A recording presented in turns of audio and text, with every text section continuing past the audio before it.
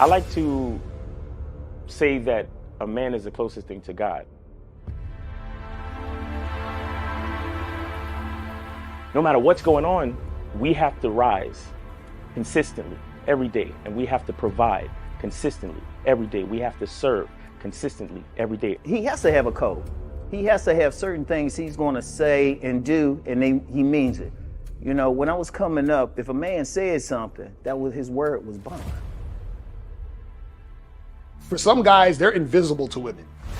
In order for them to stop complaining, they just really have to step up their game, meaning they have to step up their strategy. They have to become a more attractive guy. So the reason why so many guys are sexless is because they don't have any game. Weak men need to be purged. And what I mean by that is that there was a time where only the strongest men had valuable things. Anybody that's been out here in the last 10 years, it's easier to get sex than it is to make $100. Basically put yourself in a position and they throwing it to you. So I think, again, weak men have risen up and they have a voice and they spew their shit onto other weak men and they fall for it. And it's this whole victimhood thing.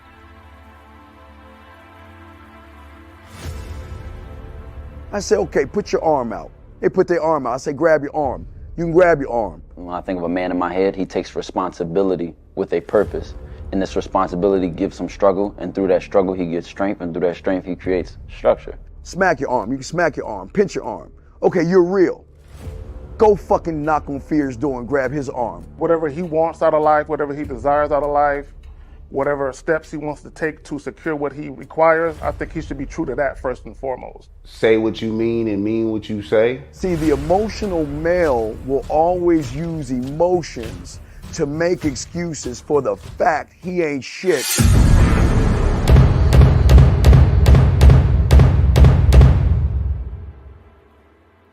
You gotta be ready to go the distance behind what you believe in. You know what I'm saying? You gotta be willing to die about some shit.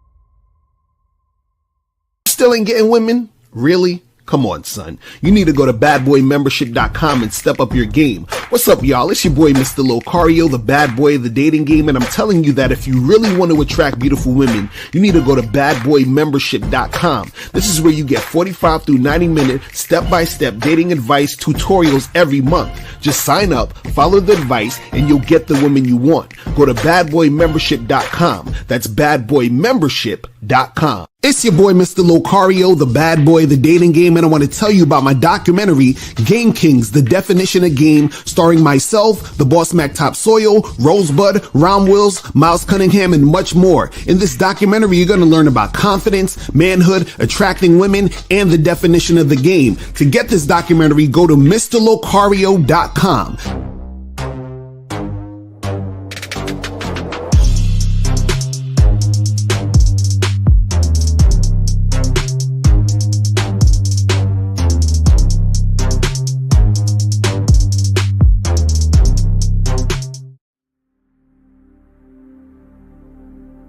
Some people think you need a sports car to get what you want. Some people think you need $1 million. Some people think you need looks, status. The only thing you need is what they can't get unless they come straight to you.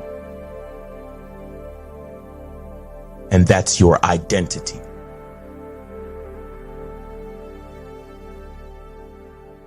Join the Masculine Identity membership today.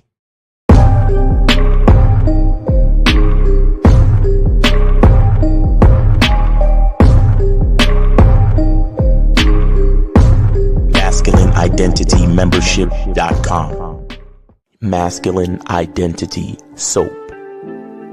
This luxurious, quality, high lather, high moisturizing, all natural bar soap has been handcrafted with care and consistency to provide a quality cleansing experience for self-care, focus, and productivity, specially formulated for cold showers. Stay clean, gentlemen. Masculine Identity Soap. Click the link below and get your tickets to the Game Kings 2, The Definition of a Man documentary screening that's going to be held in Miami on October 26th, 2024. You'll be the first to watch the documentary, and then after the documentary, you'll be able to participate in a question and answer session with the Game Kings live. Space is limited, so click the link below and get your tickets now. Yo, we here, people. We here. Yes, sir. My fucking sound effects ain't working. Yes, sir. Gotta get my sound effects on point, you feel me? Hi, everybody, man. Shout out to everybody in the chat. Shout out to everybody in the building. Okay, the sound effects is popping. Oh, you gotta give him that hawk too and spit all I'm that saying this shit is popping. So listen, guys. Nope. Miles, stop hating because she getting mad paper for accident. Miles, stop hating. Stop hating on these white women because they getting opportunities for no reason.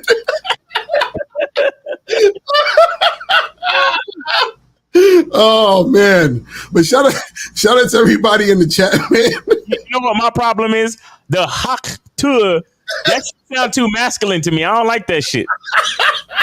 If a bitch gonna spit on my dick, she got to make it sound more feminine than that. I'm sorry. Fuck that. She sound a little too aggressive with that. Too aggressive. Like fuck out of here. That sound like a loogie. That don't sound like just regular spit. That sound like some old nasty shit. Like I need a bitch to you know when they spit and it just rolls off their lip like that little dribble shit it just slowly yeah that's what I like. Bitch, who the fuck? Like how dare you disrespect my dick? You can't disrespect my dick doing that shit. What the fuck? Yeah, you see the difference between y'all young niggas and a nigga like me? I get my dick sucked so much that I am discriminatory about how a bitch suck my dick, even if she's just describing it. I need the standards, and I need standards. I need certain things need to be in place before hawk to it. Bitch, who the fuck you think you? What kind of low quality dick you think you sucking? Talking about hawk to it. Fuck out of here, bitch. You can't, nigga, bitch. Bitch, you better give me that baby dribble spit, that nice, good, clean spit. You see what I'm saying? I don't fuck with that frothy spit. I don't fuck with that. I need that nice, clean baby dribble. You need that drool. You need the drool. It almost looks like water. You know what I'm saying? Like straight water, bitch. Like fuck out of here. What are y'all talking about?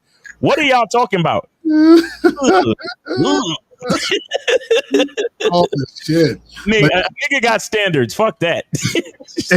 and I'm glad you said standards because listen, today's show, guys, is very important. And you know, we're gonna be reacting to a doctor. And notice I said doctor because this is a doctor giving you this information.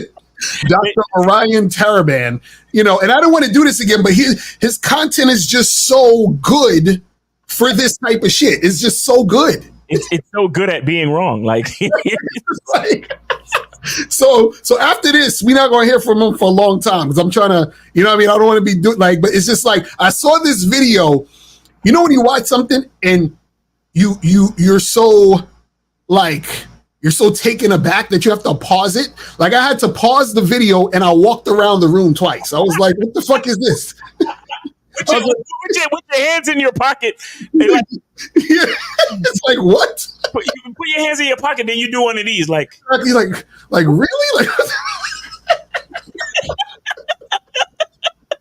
yo, this shit crazy. This shit crazy. So, guys, before we get into all that, though, man, guys, remember, people, real quick, you guys got to remember this is the most important thing that you have to remember in your life is that the Masculine Identity membership, we have the summer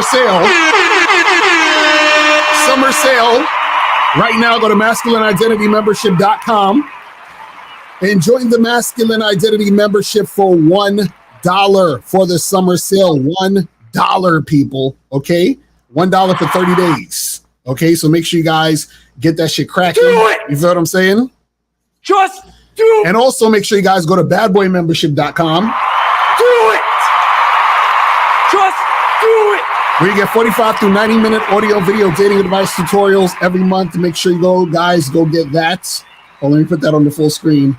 Just type in summer and you get it for $1. The Masculine Identity Membership. Exactly. Summer. Okay, guys. Summer. Right. So type in summer. That's the code, and you will get that for $1.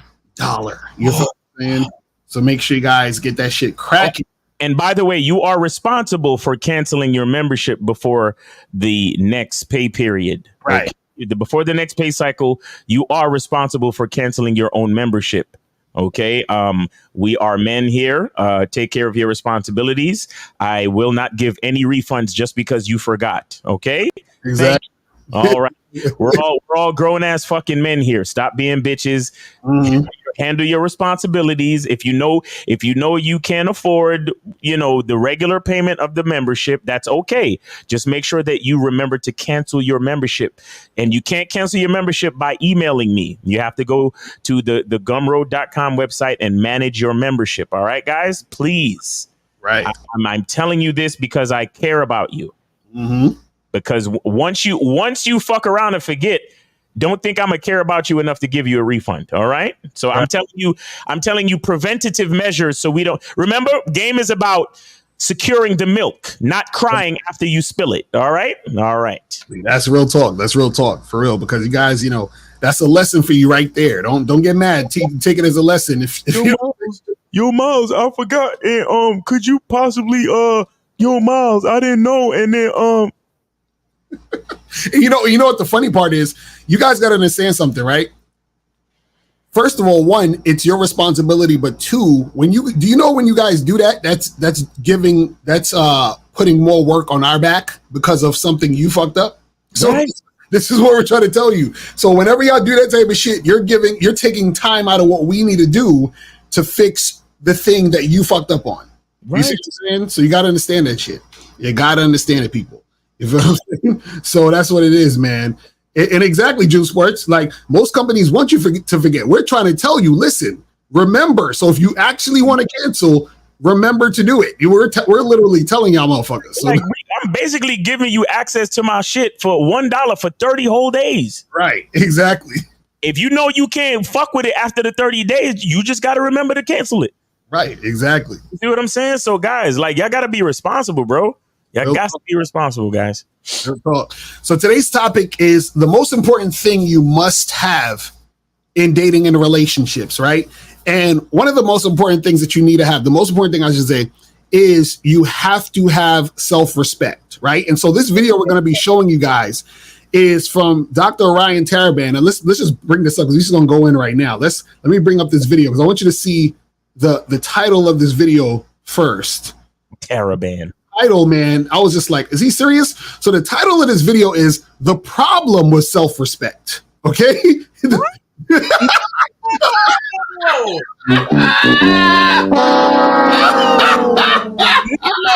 What are we talking? No. I'm saying. It says the problem with self-respect, most hills are not worth dying on. Now, we're going to play this. It's only a 10-minute video. But as he goes along, because at first it starts kind of slow, but I'm going to be telling you what's going on. But as it goes on, you'll see what the fuck he's saying. And it's just like, bruh, I'm just shaking my head. I'm just like, this can't be real. I'm like, I must be dreaming because this can't be like real life. I was like, I gotta be dreaming. This can't be real life because I'm like, how is this actually real? You feel what I'm saying? So this is the thing, right? I'm gonna play it. We're gonna play it, start it, stop it, all that other stuff, and we're gonna make it happen. Now, guys, if you have any questions, remember put a Q in the chat. Call the numbers 919-647-9392, 919-647-9392. Make sure you guys donate and then call up. You feel what I'm saying? But let's start this shit and let's see what he's saying. We're gonna comment on this. So let's go and put that shit on 1.25 or something, because I don't. 2.5. All right, yeah. Let me do the make it a little faster and shit. Hold on. Wait, you think you got a bookcase full of books? That means you smart. All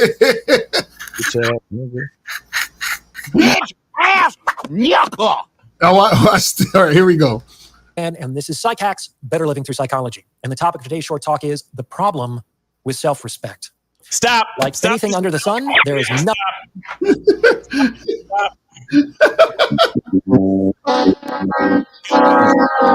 Already. Any fucking man trying to tell another man that there's something wrong with self-respect, you need to. Oh, I don't even want to play this video. Yo, I'll tell you, it gets worse. I don't want the poison to go out, bro. It gets worse. But this is why we got to do it, because it gets worse, bro. I'm telling you. I was like, what in the entire fuck going on? But I was like, let me hear him out, because maybe there's an angle that we haven't looked at. So I was like, let me hear it out. You feel what I'm saying? But let's continue. Okay. All right, let's go. Nothing that is completely positive. Everything is a trade-off. Everything is a mixture of positive and negative, of benefit and liability. Furthermore, everything comes with a cost, including values. In fact, that's one way to think about values. They're valuable, which is to say they're costly, they're expensive. And self-respect is no different. And I think this is really important, because in today's day and age, we collectively seem to act as if there is no downside to self-respect.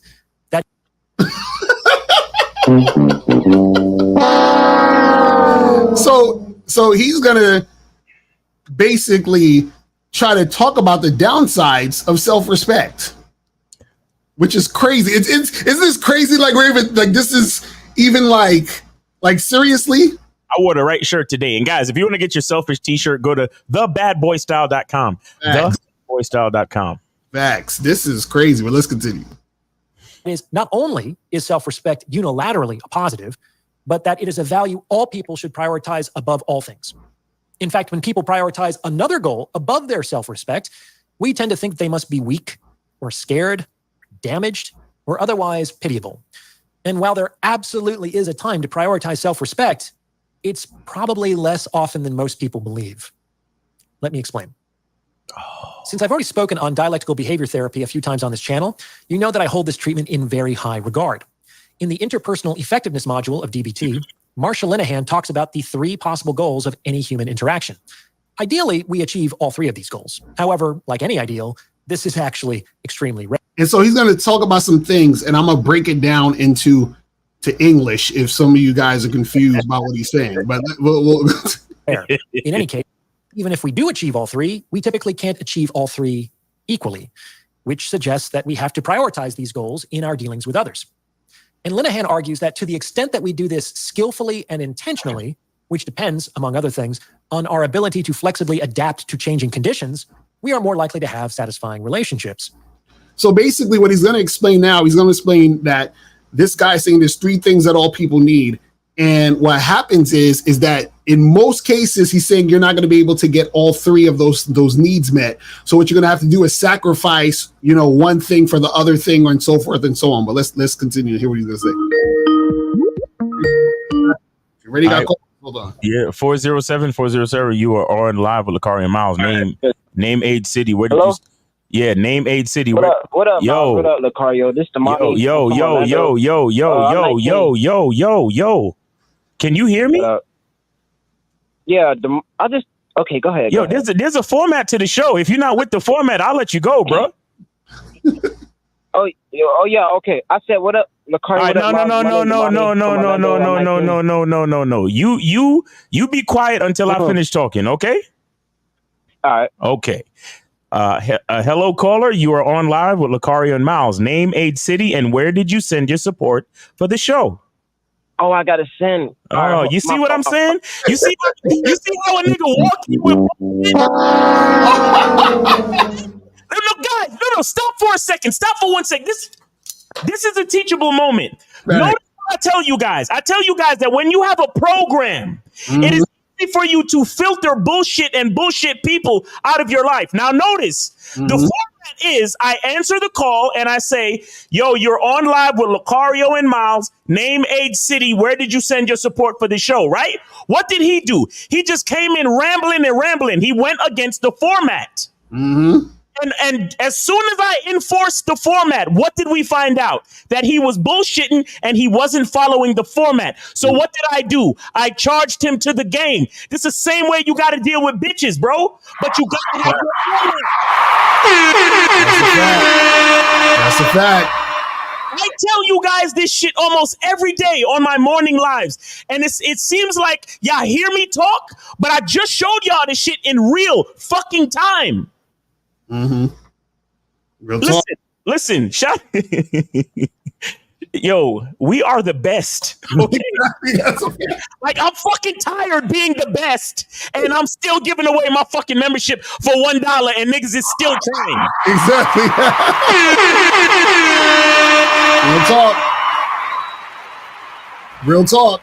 I almost hate being the fucking best. I literally show when you have your program, you filter bullshit and bullshit people out of your life immediately. And I just showed y'all that shit in real time. Get your shit together. Get on the membership. Get your Lucario, don't you have a program on the Bad Boy membership called How to Design Your Program? That's a fact. I got it on the Bad Boy membership right now. So when you go on the Bad Boy membership, you can check out the program, How to Create Your Program. So make sure you guys go get that right now. Go to badboymembership.com. You feel what I'm saying? I'm tired of demonstrating the game in real time. And then y'all niggas come over, yeah, but Miles, you said this and you said that, and y'all just be trying to sell your courses and shit. Fuck you. We're the best. Exactly. That's a fact. That's a fact. And we got to sit here and we just chilling, sitting here being quote unquote humble and chilling. And everybody going to call in and be like, yo, guys, how come this? And I'm like, no, nigga. I'm like, don't question the game. Ask us questions. Don't question the game. You know what I'm saying? Well, let's go back to this craziness right here. All right. So he's about to explain the 3 things that people need. There we go. As with many things pertaining to mental health, flexibility is key. If people just prioritize one of the goals all of the time, irrespective of the goal, this tends to lead to suboptimal outcomes. So, what are the 3 goals? They are objective effectiveness, which is getting what you want, relationship effectiveness, which is making sure that the other person feels good about you at the end of the interaction, and self-respect effectiveness, which is making sure that you feel good about yourself at the end of the interaction. So he's saying there's 3 things they want. Objective, meaning getting what you want just in general. Right. Second is relationship, like actually, being in a relationship and making sure that person is okay and fine and all that other stuff. And then the third one is your self-respect, meaning that you feel good about your shit. You feel what I'm saying? So what he's about to say is that you can't really get all 3. You gotta pick one and sacrifice the others or whatever shit like that. But let's continue. Again, ideally, people get all 3. People feel good about giving us what we want, and we feel good about getting it. However, in reality, this is not always the case. Depending on the situation, we sometimes need to prioritize one of the goals over the other 2. And this obviously comes at a cost, namely the cost of the other 2 goals. To understand what that might look like, let's consider some extreme examples. Prioritizing objective effectiveness over relationship and self-respect effectiveness could look something like, I don't care if you hate me. I don't care if you never speak to me again. And I don't care what I have to do to get it, but I will get it. I will beg, borrow, and steal to get it. I will perform any number of shameful, unholy acts to get it. I am prioritizing my goal above all other things. So now what he's explaining is that if you just focus on getting what you want and you disregard your self-respect and you disregard your relationship, then you'll be kind of like desperate to like make shit happen. That's what he's basically saying on this one. You know what I'm saying? But watch, it's gonna get crazy as the video goes on. Just hold on to your horses, people. I'm telling you. Okay, and there is a time and a place for that strategy. On the other hand, prioritizing relationship effectiveness over objective and self-respect effectiveness could look something like, I don't care if I don't get what I want. I don't care if my preferences or interests or desires are taken into account. I just want you to be happy. I just want you to get what you want, even if that means that I have to perform any number of shameful and unholy things to ensure. All right, we're going to pause right there. Let's take that call real quick. All right, so we got 407. You're on live with Lakari Miles. Name, age, city. Where did you send your support for the show? Okay. Damani Young, Orlando, Florida, 19 years old. I sent it to Lucario because I can't find Miles. It's not popping up. I got you. Appreciate it. All right, so what's going on? My fault about earlier. Okay, so right now I'm an active job seeker, but like, I had missed a phone interview and I got mad, and I'm like, man, I be wanting everything in my control, but when it's not out of my control, I feel some type of way, and it's like, damn, I always feel this shit when I have something planned and it doesn't go my way. So like, is that like the bitch inside me, or like, is that just me being too hard on myself? Like, what y'all think about that? Wait, you said you plan stuff and things don't go your way? Yeah, like when things don't go my way and I have certain things planned, it pisses me off. It's like, am I being too hard on myself about these? So give us an example of what didn't go your way. I had a phone interview today, but I missed it. How'd you miss it? How'd you miss it? Because I already was doing a couple interviews back then, so I was on the road. But it was a scam likely call, so I didn't take the call because I thought it was a scammer. But apparently, it was the person. What? So wait. So the thing didn't go your way because you're the one who didn't do the thing you needed to do. So what are we talking about? That was your fault. Okay, because I'm trying to stay one set way, but like shit still gets to me. Okay, caller, listen. Do you think that things in life happen to you or for you? Damn, I mean, they say everything happened for a reason, but I'm not even sure at this point. Shit, I didn't. No. Okay, that's cool. Wait. Listen. You're not sure, and that's okay. It's okay to not be sure. Yeah. It's okay to not be sure. There's nothing wrong with that. But check this out. Let's just say, you ever hollered at a chick and she told you no? Yeah, for sure. Okay. Now, did you know everything about that chick who told you no? Nah, this is first impressions. Okay. So you don't know if she had like a crazy pooky drug dealer boyfriend who would have fucking murdered you when you went to go to her crib to have sex, right? Right. But you will never know that. You will never know because she told you no from the beginning, right? Yeah. Now, is it better that you will never know, or do you really want to go find out? Yeah, it's better that I'll never know. Oh, so here's the thing. I know you're 19 and you're young and things might be frustrating to you, but just try your best to give yourself some patience and some grace and be grateful, right? Be grateful that you are still alive to even wonder about it. Do you understand that? Be grateful that you are still alive to wonder. Be grateful that you're still alive to get frustrated. Be grateful that you're still alive to get angry about things not, quote unquote, going your way. The bottom line is you are still here. So that means you still have a chance to call back the company and reschedule the phone interview, or to call another company and schedule another interview. Do you understand? You're still alive. So therefore you still have a chance to do something about it. Okay. Yes, sir. So the reason why being grateful is so good is that when you're grateful, instead of focusing on what went wrong, you begin to focus on what you can do to get to do better, to get better. Do you understand? Because what's more important, to focus on what went wrong or to understand what went wrong and then move forward and do better? Which one? Yeah, you're right. Yeah, that B, second option. Exactly. So just try to remember that things in life happen for us. So either it happens for us to make progress, or it happens for us to learn. But either way, we're moving forward. Do you understand what I'm saying? Okay, so this feeling that I get, like it comes up out of nowhere. Like it could be like I'm talking to my parents. Listen, it's gonna come, bro. It's gonna come.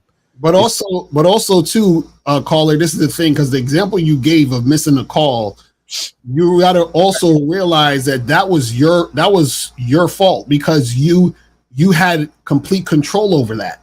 You You understand what I'm saying? So what you don't want to get into the habit of doing is, you fucking up and then acting like, well, I don't know why these things aren't happening for me, right? So the reason why you didn't get the call or the reason why you didn't have the call is because you didn't actually pick up the phone when they called you.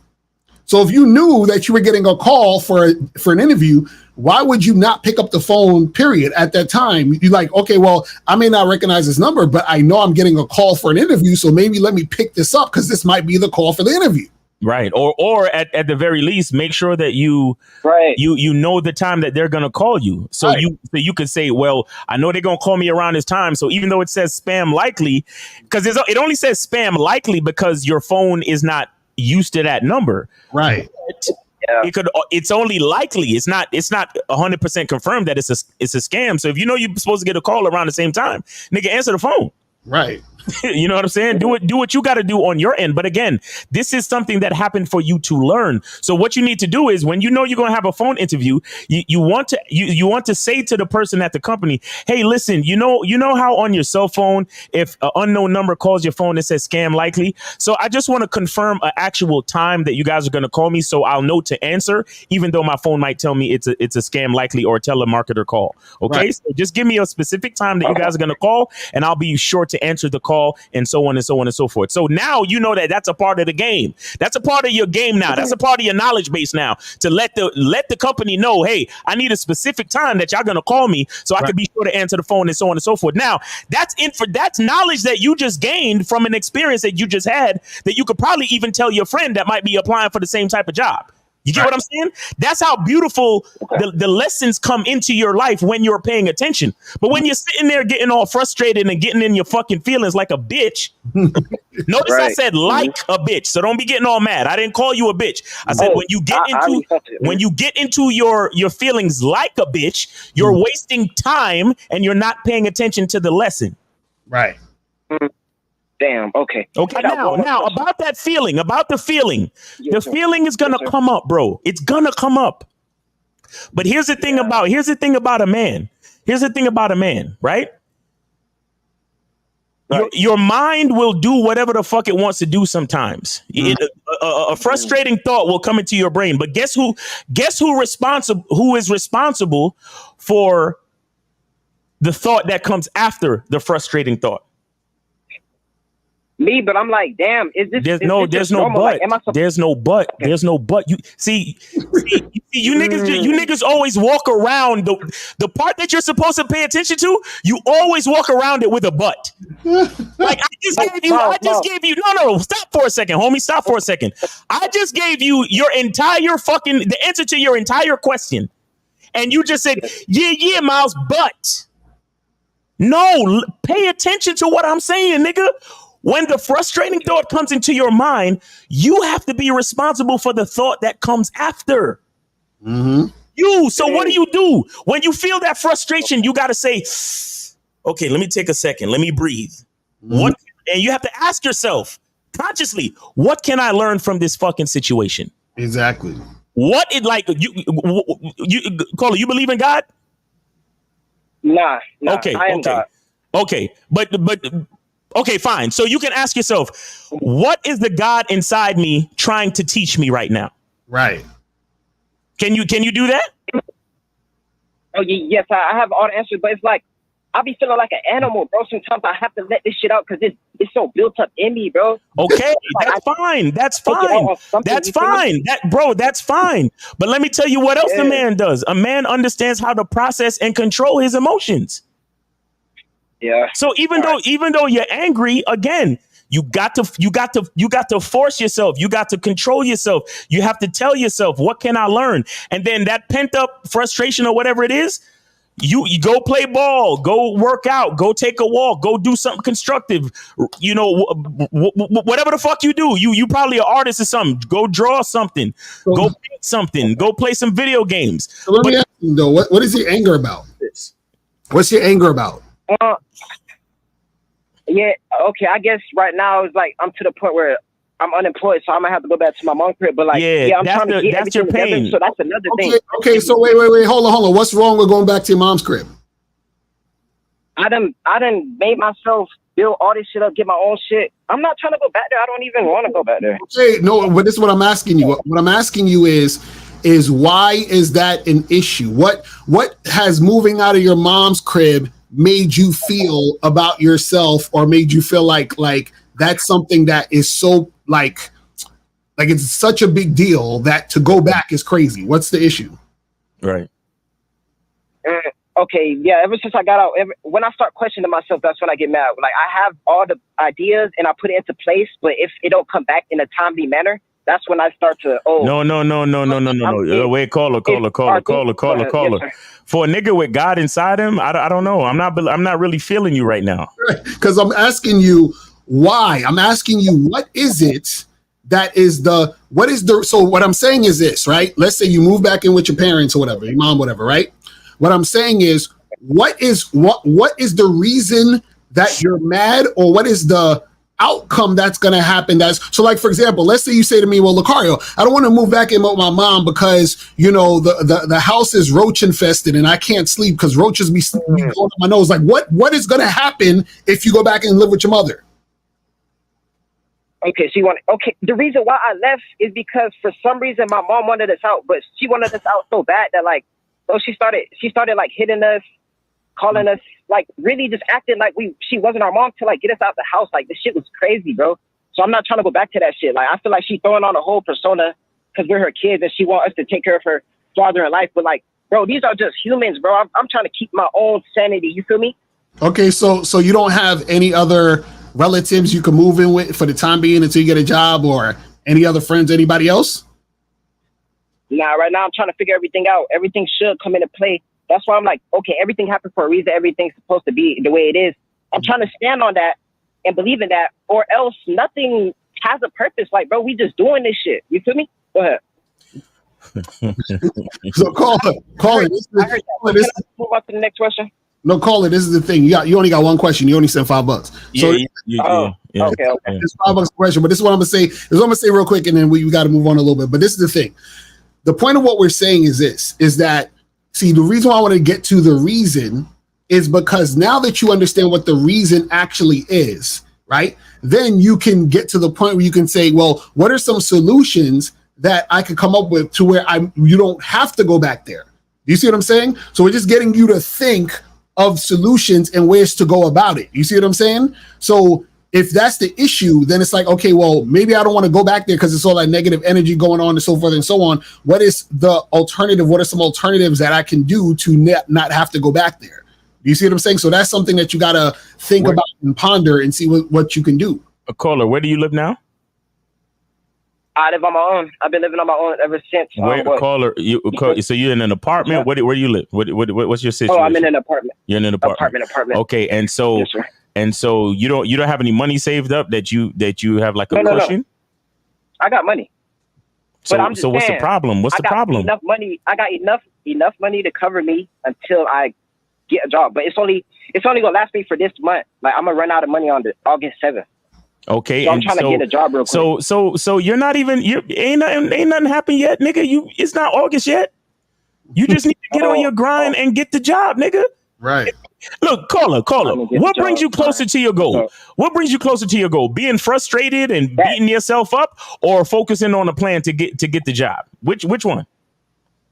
I would say both, but I'm gonna just say B. He said both. How could it be both? How could sitting there being frustrated and in your feelings get you closer to getting a job? Tell me. Well, previously it's made me go harder, bro. Like, again, I'm talking to y'all because it's supposed to happen, but I'm just learning. Nah, bro. Nah. Sitting there and being in your feelings is a waste of fucking time, bro. Right. I don't care how hard you go, you still wasted whatever amount of time you sat there cussing and bussing and feeling frustrated. You lost that amount of time. So I don't give a fuck what you say or how hard you go after that. The fact is, you wasted time, homie. You get what I'm saying? Right, because all the time that you waste in being frustrated, that should be time allocated to figuring out the specific plan that you need to do to make something happen. All right, real quick. What industry are you in? What industry are you looking for a job in? Well, I was an industrial senator at Frito-Lay, and I'm trying to. So you're trying to get a factory job. You're trying to get a factory job. Well, yeah, warehouse. Yeah. Warehouse / factory job. Okay, here's the thing, bro. Have you contacted any staffing agencies or any unions? 2 temp jobs. I applied for over 100 jobs. I went to 2 interviews today. Rescheduled for Monday 2 p.m. and I got a job at Wawa today. But it's not enough. You feel me? It's not. But I'm gonna go ahead and be grateful then, I guess. Shit. Oh, you gonna go? Wait. You gonna go ahead and be grateful? You guess? Yeah, I'm gonna take y'all advice, man. That's the best way. No. That's not being grateful. Being grateful, you guess, is not being grateful, my nigga. Don't do me no fucking favors just because you on the show right now, quote unquote, taking our advice. Don't do that. Don't be disingenuous with the gratitude, because that's only you lying to your fucking self. You could lie to yourself. Don't try to lie to me, nigga. I don't give a fuck. I really don't give a fuck if you get a job. You understand? I really don't. I don't know you. So you don't need to lie to me and talk about, well, I could be grateful, I guess. Because gratitude, it's either you are or you're not, my nigga. So don't try to front on gratitude. Mm-hmm. Saying don't shortchange gratitude, just like how you can't shortchange the game. You see what I'm saying? So either you're grateful or you're not. So you say you got a job at Wawa, then work that job until you get the job you actually want, nigga. Like, what are we talking about? That's fucking facts, bro. All right. So I got to send 5 to ask another question? Yes, you do. Because we got a job too, nigga. We got a job. Somebody in the chat said they sent a donation for you, but I don't see it yet. So Mike Chain said he sent the donation. So Mike Chain, would you send that donation? So listen, hang up now and then call back in a minute. And so until we see that donation, because I don't see it yet. But caller, man, just listen. Right. Yeah. So listen, man, just you got to figure out solutions, fam. All right. Yeah. It's just the ADHD, but you should know. Oh, wait. What? Like, how can I say this? You reaching for a crutch? You reaching for nigga? Fuck no. We're not just gonna walk. We're not gonna just step over that. No, it's not the ADHD. It's not the ADHD. Okay, I see the donation. So Carl, you got one more question, real quick. One more question. What's your next question? All right. I want to just, first of all, thank y'all for your time and consideration. Now, the next question is, right? All right. So it's a virgin girl I'm dealing with. She says, it's hard to have sex, bro. Like, the bitch not opening up. So it's like, she says she feel lower than a regular girl. So I was like, and insecurity, but I'm like, okay, I can't fuck her. So like, should I leave her? Or like, is it really about sex? Like, yeah, what's up? What? You said like 10 different things I don't connect. So you said the girl is a virgin. How you know she's a virgin? Yes. How you know she's a virgin? It's like a fucking wall. It's a wall. Like, I can't get in. What do you mean? What do you mean it's a wall? Like what, your dick won't fit in her? What are you talking about? Yeah, I'm literally trying to penetrate her shit, but it's. What about the finger? Do you use the finger? Use the finger? But she's so sensitive, so it's like, and she wants to have sex and shit. I'm like, use the finger? Yes, I did my finger. Okay. Did you use 2 fingers? But when I try to go deep in to like really open her up, she starts to have pain and shit. But I'm like, okay, she not relaxed. So I told her, then we just need to get drunk. Like, you need to Nope. let go. You need to let go. 19. You're 19. You shouldn't be drinking, sir. Nope. And even if you could drink, you shouldn't be getting drunk. You said who getting drunk? No, you said you trying to get drunk. We're saying no drinking, no getting drunk. Let me ask you a question. Hold on. Wait. Hold on. Because again, you're 19. You how many sexual partners have you had in your life, sir? Just one. Just one. Then this girl that we talking about? No. Oh, so one before her. This would be your second. Correct. Okay. Now listen, let me ask you, how long between when you start like the sexual session how long into it do you start to try to penetrate? Well, I was just with her like 2 days ago. So I just started off, kissing the neck, started talking, and I started working my way down. Okay. How long? What's the space of time with that? Not long though. I'm trying to get in there. So like 3-5 minutes. Please tell me the time. 3-5 minutes. Okay. All right. So this is why I asked you how many sexual partners you had. Okay. Now, yes, sir. How old is this girl? She's your age? She's 21. She's 21. Okay. Now, so both of y'all are fairly young. And she might be a virgin, like you say, or whatever, or maybe your bodies are just not necessarily compatible. But if that is the case, where it's hard for you to penetrate, you need to take more time with the foreplay, nigga. You really need to take more time, and you might need to also consider a little bit of lube. You see what I'm saying? But the most important thing is taking your time. You got to take your time, bro. You gotta take your time. Like even when a woman is like really feeling you, like taking your time gets the pussy really wet and the muscles a little bit more relaxed, so you can do what you need to do. You see what I'm saying?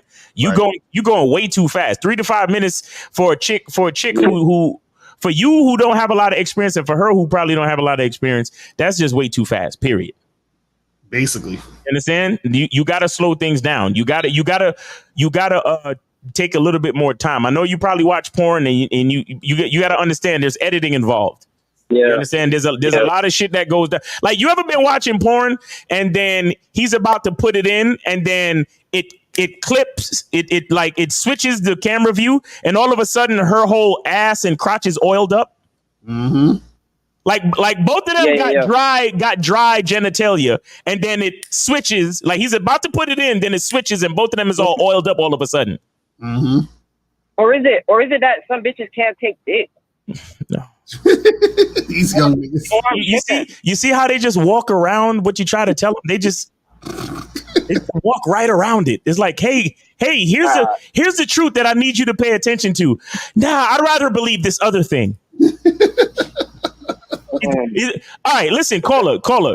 Would you rather believe that let's go with that. Would you rather believe that some bitches just can't take dick? And if you do believe that, then the next point of action is to just get rid of this chick, right?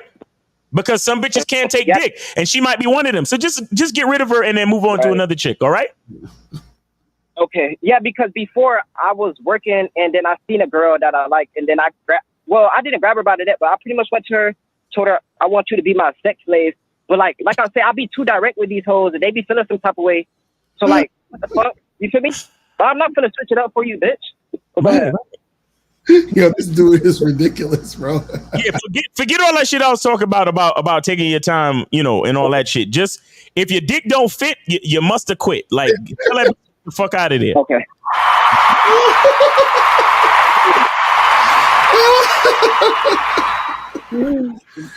All right, caller. We appreciate the call, man. Take it easy, brother. Bye-bye. All right, man. Good luck to you, and I hope you find a job real fast, bro. Honestly, man. Go ahead. For sure. All right, peace. Thank you. Woo, crazy. Damn. So we got any more calls, or we good? Nah, we good on calls. We can get back to the. All right. So now again, this guy. We'll go back to him. So he's talking about if you prioritize the relationship shit, and then you don't prioritize your self-respect, or you don't prioritize getting what you want. So we had that point. For that goal. All right. And there's a time and a place for that strategy as well. And what happens when people prioritize self-respect effectiveness over objective and relationship effectiveness? This could look something like, you crossed a line that shouldn't have been crossed. At this point, I don't even care if I get what I want. And I certainly don't care if you hate me or never speak to me again.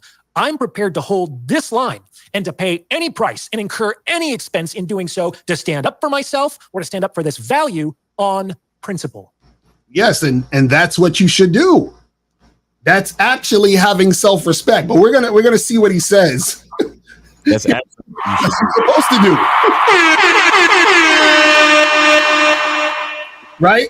That's exactly what you're supposed to do. You're supposed to say, listen, this is what I'm about.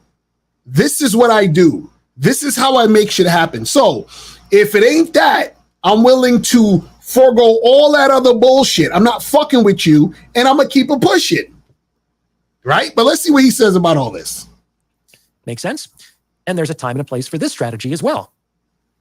At this point, however, the liabilities associated with unduly prioritizing self-respect effectiveness should be obvious.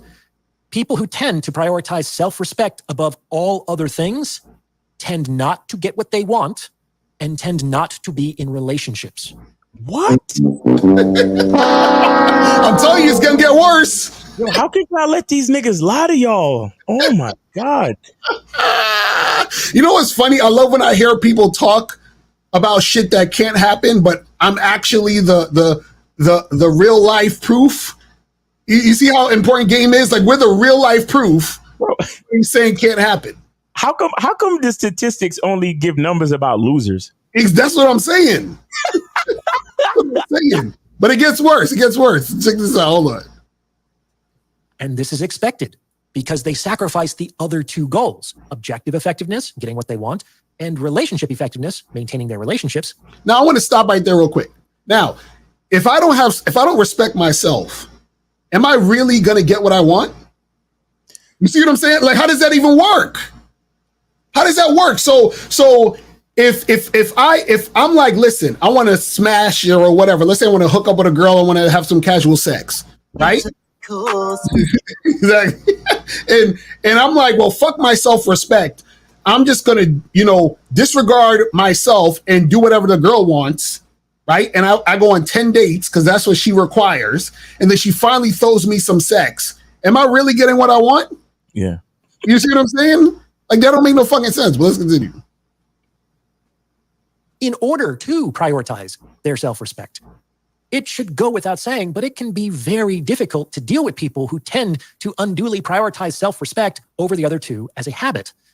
And this is due to the fact that these people, unfortunately, operate under the assumption that they can be difficult and contentious and self-focused, and other people will still happily give them what they want. They will. You see again, this is why you guys need game. Because when you don't have game, you're going to believe shit like what he's talking about. This is crazy. Let's continue. And this, my friends, is insane. For better or worse, the cost of self-respect is the other two goals. The more a person insists on the one, the more he or she forgoes the others. Mm-hmm. Now, before I go any further, if you're liking what you're hearing, please consider sending this episode to someone who might benefit from its message, because it's word of mouth referrals like this that really help to make the channel grow. You can also hit the thanks button and tip me in proportion to the value you feel you've derived from this episode. No thanks. I'm proud to announce that my book, The Value of Others, is now available in ebook, audiobook, and paperback formats. This book not only explains the game of modern dating, but it provides actionable advice on how to get and keep more of what you want in the sexual marketplace. Isn't that ironic that he's telling you this book's going to teach you how to get and keep what you want, but at the same time he's telling you to forego your self-respect for all this other shit? But let's continue. I highly encourage you to check it out. I'm also writing original content for my free newsletter every week. If you'd like to sign up, you can do so on my website. Finally, please fill out an inquiry form on my website if you're interested in booking a paid consultation. The links to everything are in the description below. Please check them out because it's how you can support this channel and its mission. I really appreciate it. Okay, let's get back to it. I found that people who tend to prioritize self-respect effectiveness above the others also tend to have a rather expansive sense of self. And because of this, their egos tend to bruise easily and their pride is easily hurt. They seem to have a lower threshold with respect to what they perceive to be a slight or an insult or a disparagement.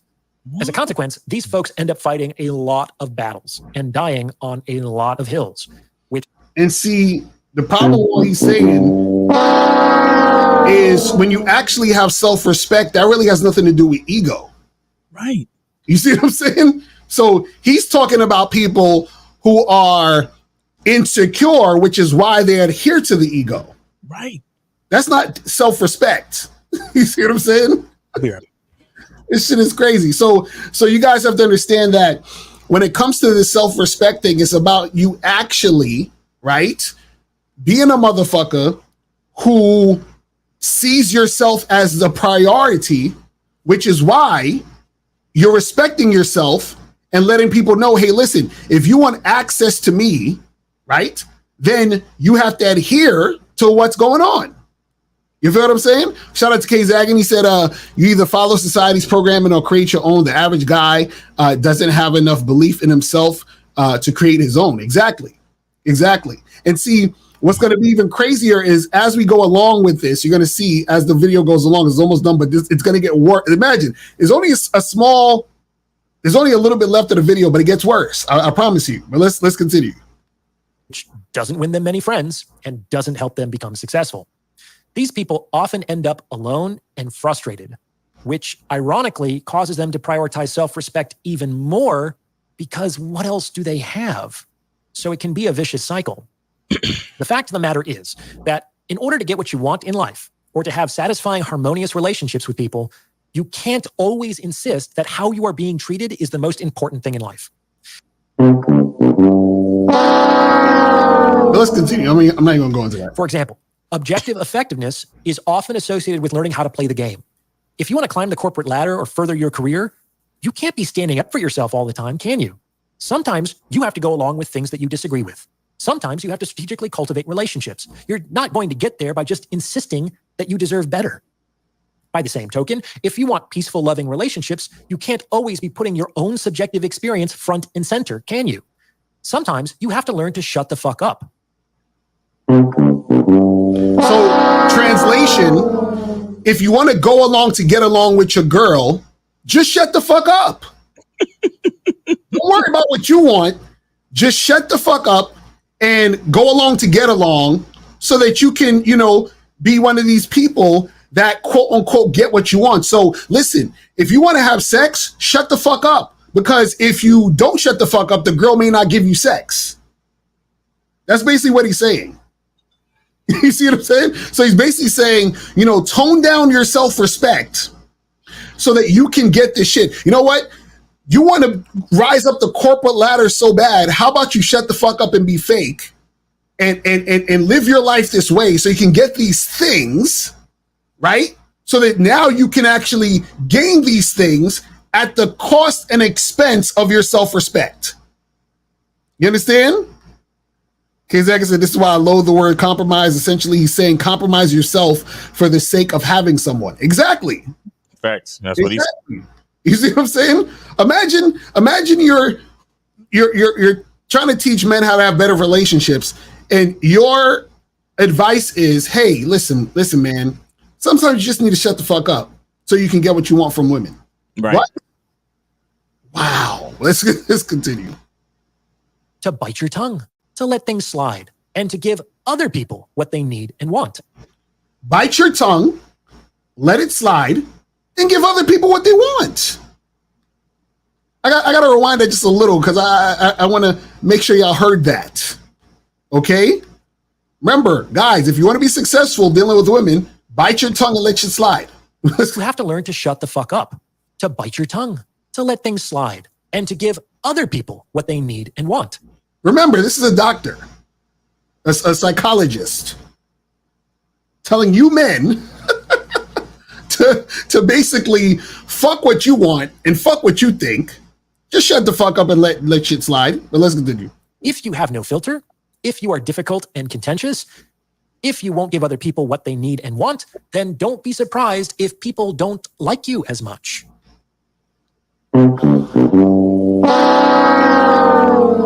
See, this is the thing that you guys don't understand, right? What he's essentially saying is forego your identity to try to fit in so that you can get scraps. Do you understand? Because isn't it interesting that, he's saying, listen, forget how you want to be because how you want to be isn't good enough to be attractive. So if you're this guy who just has this self-respect and you care about yourself and love yourself enough to be yourself, then nobody's going to like you or want you because you're too difficult to be with. Damn. You see what I'm saying? That's what he's saying. But see, what he's essentially saying is that who you actually are, right, is not worthy to get what you want. So stop trying to respect yourself because by you respecting yourself, you are tapping into who you really are. And that's not going to be good enough to get what you want. So you need to just shut the fuck up, let shit slide, and be able to just, do that so you can get some things going. This is sad, man. This is sad. Let's continue. Pride is cold company. Don't expect other people to love and respect you if you behave this way. Now, as I've already said, there is a time and a place to prioritize self-respect. However, this is typically when dealing with flagrant disrespect or some form of abuse or exploitation. Though the definition of all of these words has expanded significantly in the... So he said, You know, there's a time to have self-respect when it's flagrant disrespect or abuse. So where is it that, which part of the disrespect is okay to forego your self-respect? You understand what I'm saying? Like, which part do we need to shut the fuck up? You see what I'm saying? He's going to tell us. This is crazy. Past few years, which is actually very problematic for a number of reasons, people shouldn't be dealing with these things on a regular basis. And this means that prioritizing self-respect shouldn't be a frequent occurrence. And if you do find yourself dealing with these things on a regular basis, you might better serve yourself by examining why you seem to end up in disrespectful, abusive, or exploitative relationships on a regular basis than by fighting yet another battle in an interminable succession of conflicts. Get out of the situation and do some self-reflection. Remember, prioritizing objective effectiveness or relational harmony over your self-respect doesn't necessarily make you weak or damaged or beta or whatever negative judgment you want to use. Yes, it does. So he's basically saying prioritizing getting what you want, quote unquote, and prioritizing the relationship over your self-respect does not make you weak or beta. That's exactly what makes you weak or beta. Because what you're saying is that who I am is not good enough to get these things. So I have to forego who I am to get the stuff. And what we're saying is when you have game, you respect yourself and then you actually get the things that are for you. Right. Like this is crazy. This is crazy. And what it sounds like too is like, it's like, something like this, right? Sometimes when I hear guys like this talk or a situation like this, when people are talking, I try to, even like what we were doing with the caller before, you got to try to pinpoint the biggest fear. Right. Right. Just like how you was asking the kid, what's so bad about going back to live with your mother? Right. And then we uncovered that his mom was abusive and all that other shit. Right. But here's the thing. When I hear guys like this, what I'm hearing is someone who is afraid of being alone. Mm-hmm. Right. Do you understand? See, guys, let me tell you something. As soon as you become a man with a masculine identity, there is a chance. There's always a chance that you can be alone. Mm-hmm. There's always a chance that you can be alone. But the bottom line is this. Do you want to be with people who don't respect or even know the real you? Right. Or do you want to really live truly as yourself and see what life has in store for the actual you? Exactly. That's the real question. Mm-hmm. And here's the thing with life. You can be alone for a period of time. And then because of the person that you truly are, you can maybe over the course of a couple of months, even years, attract a certain type of person or a certain type of people in your life based on where your life takes you. Right. Because you never know what might happen. You might start traveling the world and then you go to fucking Timbuktu and then you meet some nigga from a village and he becomes your best fucking friend. Mm-hmm. You know what I'm saying? And then one of the chicks in this village is the most beautiful woman you ever seen in your life. And then you end up marrying her. And then you move to that village in Timbuktu and then you live your life happily ever after in that little village in Timbuktu. But you would never know unless you chose to be exactly who you are. Exactly right. Guys like this are telling you, well, hey, man, the people around you may not like you. So, keep your mouth shut, bite your tongue, and hopefully they'll like you and you'll be able and you won't have to worry about being lonely. Right.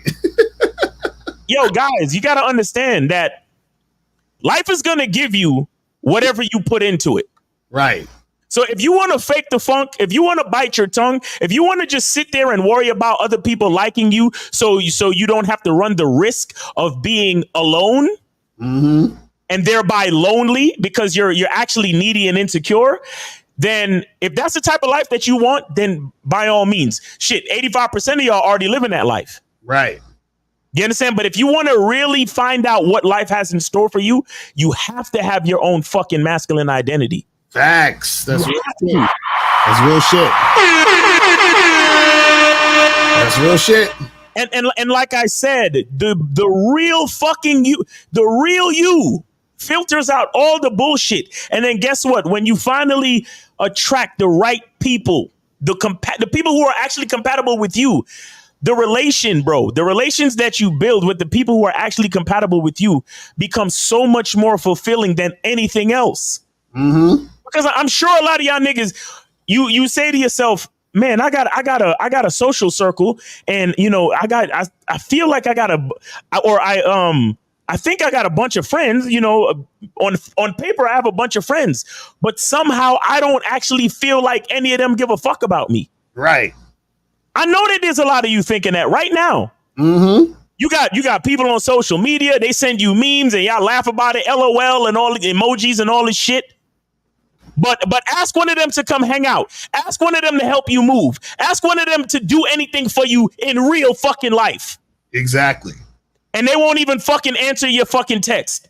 Mm-hmm. Be like, oh man, I missed your text. My bad, bro. I didn't know. Mm-hmm. Because they're not your real friends. Right. Because either they faking or you faking or the both of y'all faking. Right. You see what I'm saying? And when you and guess what? I told you there's a program on the masculine identity membership called Friends Fall Off. Mm-hmm. You understand? As you develop your masculine identity, it is inevitable. It is inevitable that some people are going to fall off, because when you find out more about yourself, you start to filter out the bullshit.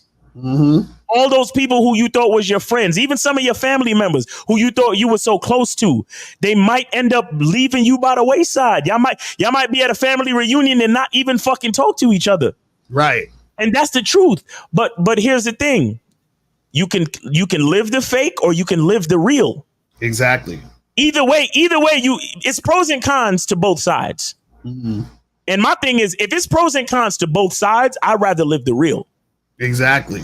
I'd rather live the life that was actually meant for me. Mm-hmm. You get what I'm saying? And do what we told you guys this a bunch of times. How many of our family members and close friends literally shunned us, and me personally, literally thrown me away for saying the things that we say on these lives and on these shows, and believing the things that we believe and all this other shit. Right?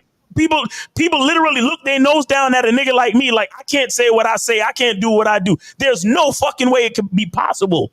Right. and then when they saw me, when they saw me lean into it, they was like, nah, I can't fuck with this nigga no more, and literally discarded me. Mm-hmm. And that's okay. I'm not holding no grudges. But what I'm saying is that's a valuable lesson of life that I needed to see. Exactly. And what this guy is telling you is like, oh no, just keep your mouth shut and keep living in the dream world of having people who you think are your friends. That's what he's telling you. Basically. And this is the part that kills me, is that, see, my thing is this, right? It's better to be alone than to be with people where you can't be yourself. Facts. Because what's going to happen is, and this is what happens with a lot of relationships, is that the reason why people have bad relationships or suffer in relationships is because they can't, they're suppressing who they really are just to be with somebody. You see what I'm saying? Or just to get a certain thing. And this is why people end up depressed, fucked up, frustrated, and all this other stuff, is because, see, the most freeing thing is to be able to be you. And so what happens is that you're never going to be happy in a relationship if you can't be you, which is why the only way to be happy in a relationship is to be you and attract people who are attracted to who you really are. Exactly. That is literally the only way. So how the fuck is the psychologist saying, hey, fake who you are to gain this stuff? That's crazy. You know what? Look, and I don't even want to take it here, but this is the thing, right?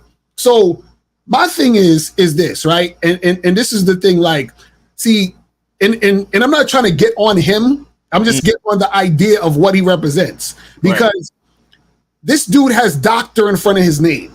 So when you have doctor in front of your name, people are going to take what you say a little bit more seriously and look at it as credible. Just like, for example, the reason why so many people gravitated to someone like Kevin Samuels is because Kevin Samuels had a suit on. So when you have a suit on, people think, oh, he must look like he knows what he's talking about because he has a suit. So now you have this white guy, not trying to make it about race, but let's keep it real. You have the white guy who's a doctor saying things and saying it in a way that sounds Like it's smart. Well, so and so have these 3 things, and this is what the blah blah blah. So this is, and he sounds like he's saying real intelligent shit. But when you peel back the layers, what it really is, right, is a guy who's really saying things to other guys who are beta, who are scared, who don't have confidence in themselves. Because truthfully, this is the crazy part. He should be saying the shit we're saying. He should be. We don't even have no fucking degrees. This motherfucker got a degree somewhere. So how are the guys who don't got degrees in this shit sounding more practical, logical, you understand, than him? It doesn't make this is crazy. This is crazy. You see what I'm saying? So all I'm saying is that it's unfortunate that you're going to have a lot of people who they gravitate to this stuff, right?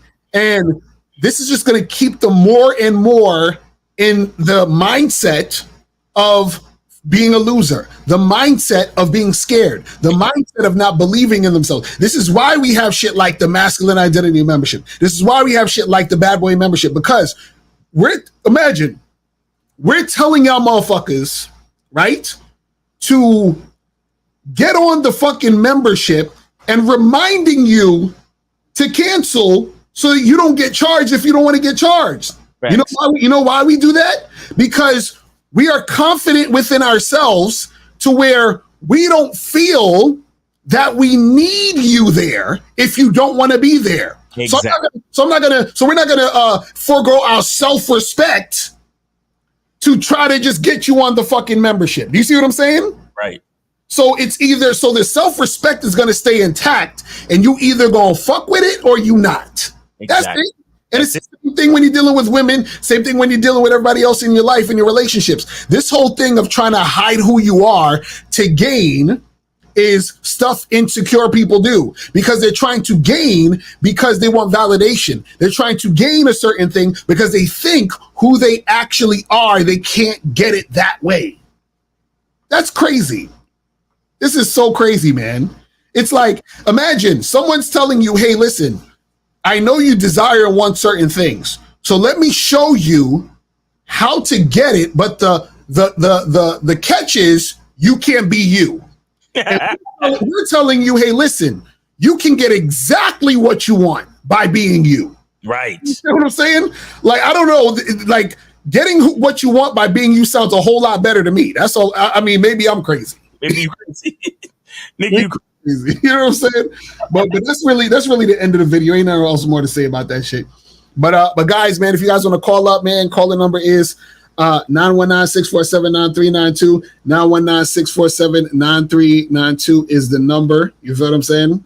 Guys, don't be afraid to be yourself, man. Yeah, this shit. It's like I'm passionate about this shit because I remember the reason why I am the way I am now is because I was that guy of, let me be quiet, and so I don't ruffle any feathers, and so hopefully I can get these people to like me, and maybe I could be part of this group, and maybe if I just shut the fuck up, then maybe I won't get all this backlash and friction.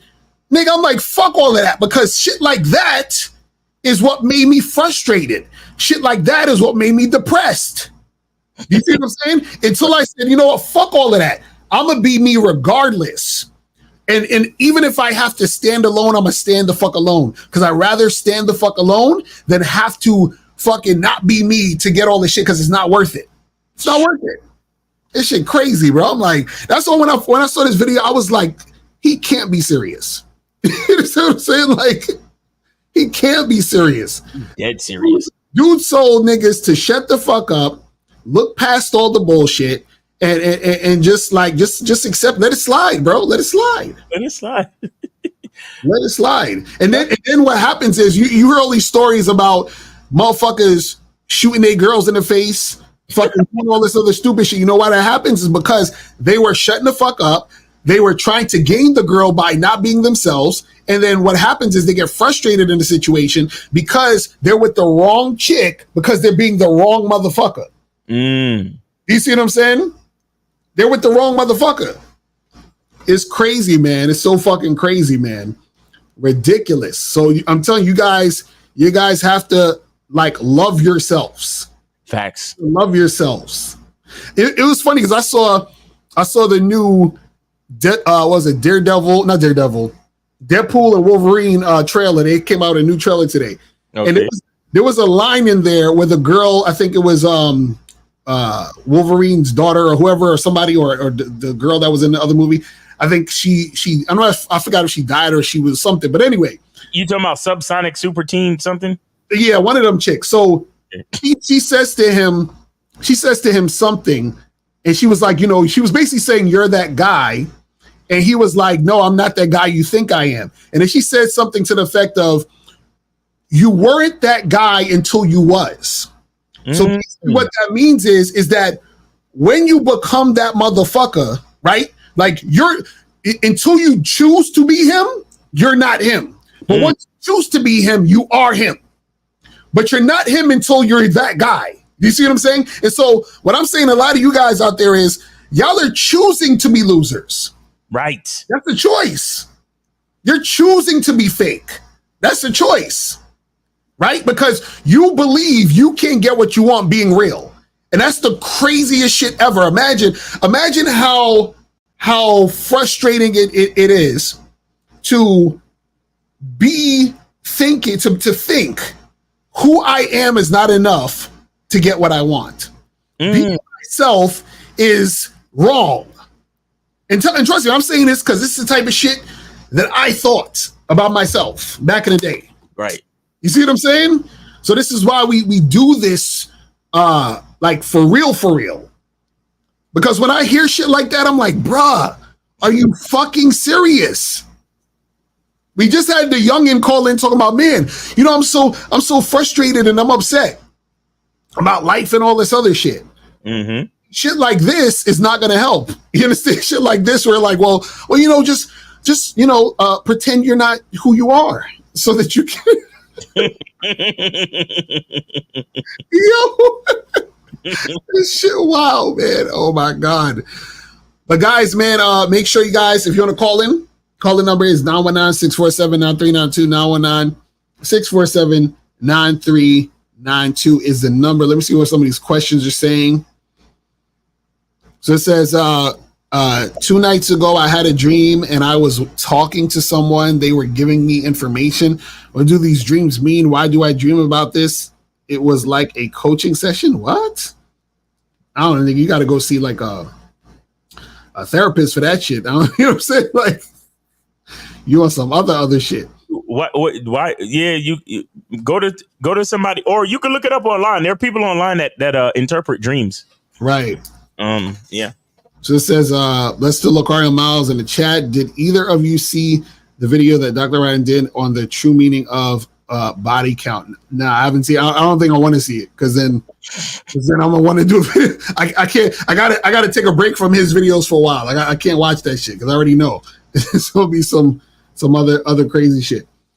And that's the thing. I feel like he's basically a red pill nigga masking as like an intellectual. So it says, do I have to date semi-attractive women to get cooperative women who are interested in me? What? Efosa, what are you talking about? So you're saying, do you have to date semi-attractive women?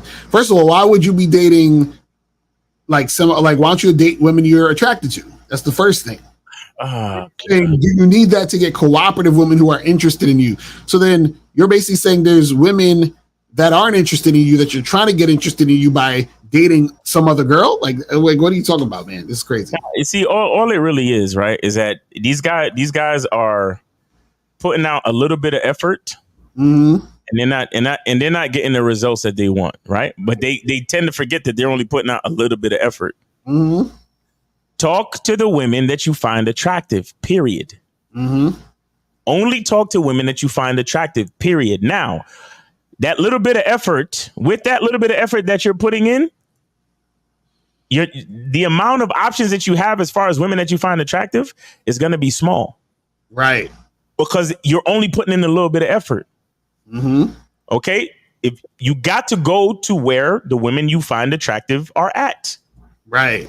And then you got to talk to all of them. Mm-hmm. Because here's the thing, these guys, they get so, look, and I understand. Don't get me wrong. It's not like I don't understand. I'm human, right?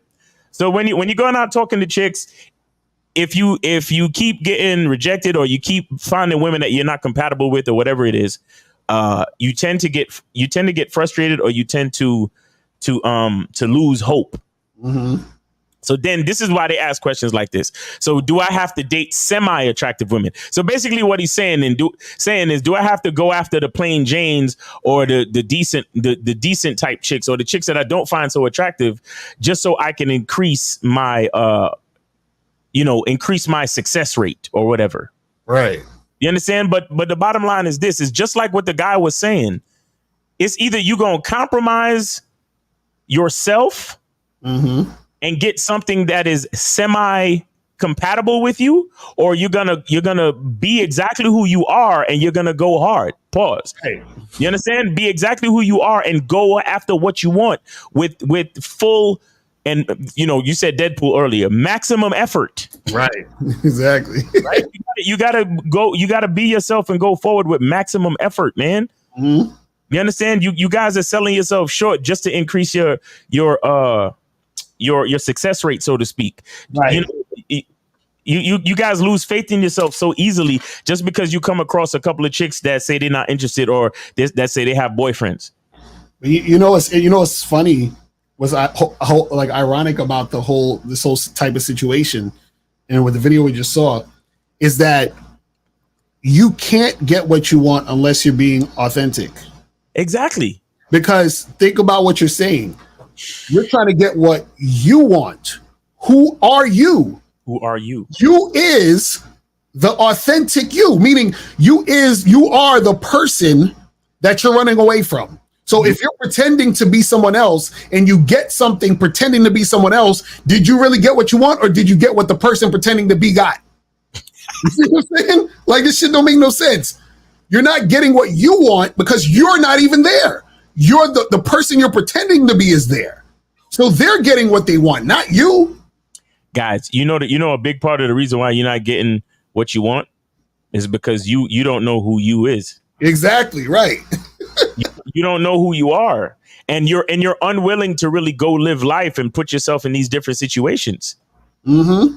Guys, what the hell do you think when we tell you got to meet 25 different women?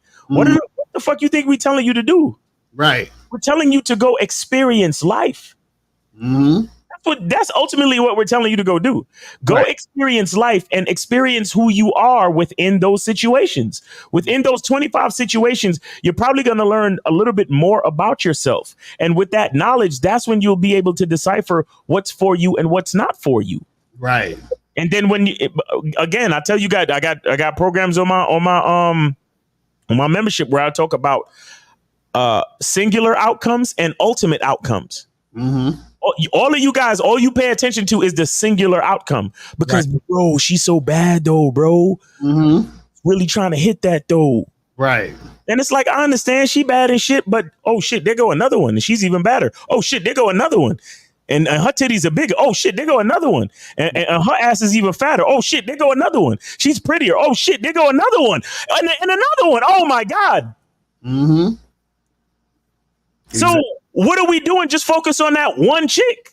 Mm-hmm. One chick at the gym, that one chick at your job, that one chick in your class, that one chick down the street. What the fuck are we doing focusing on one fucking bitch?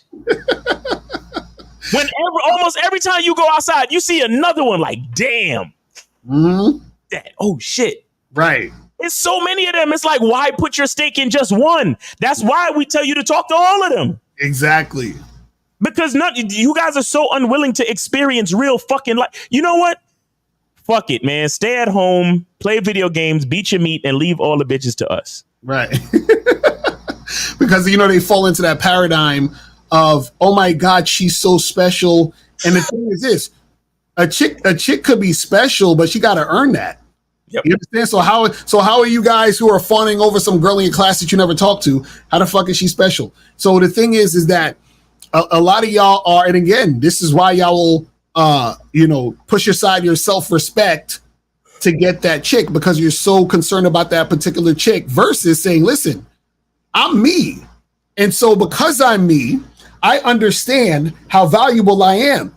And because I understand that there's a bazillion women in the fucking world, I don't have to change me to get women because who I am is going to be attractive to this amount of women over here. So why the fuck? You see what I'm saying? Like, it's like these motherfuckers is so crazy and so insecure that they're willing to change who they are for some random chick. Yep. Easy. This is insane. This is fucking insane, man. Just keep your mouth shut. Bite your tongue. Exactly right. Because if you care if others like you, you have to be what they want you to be. That's what. Guys, I'm a doctor, so I know what I'm talking about.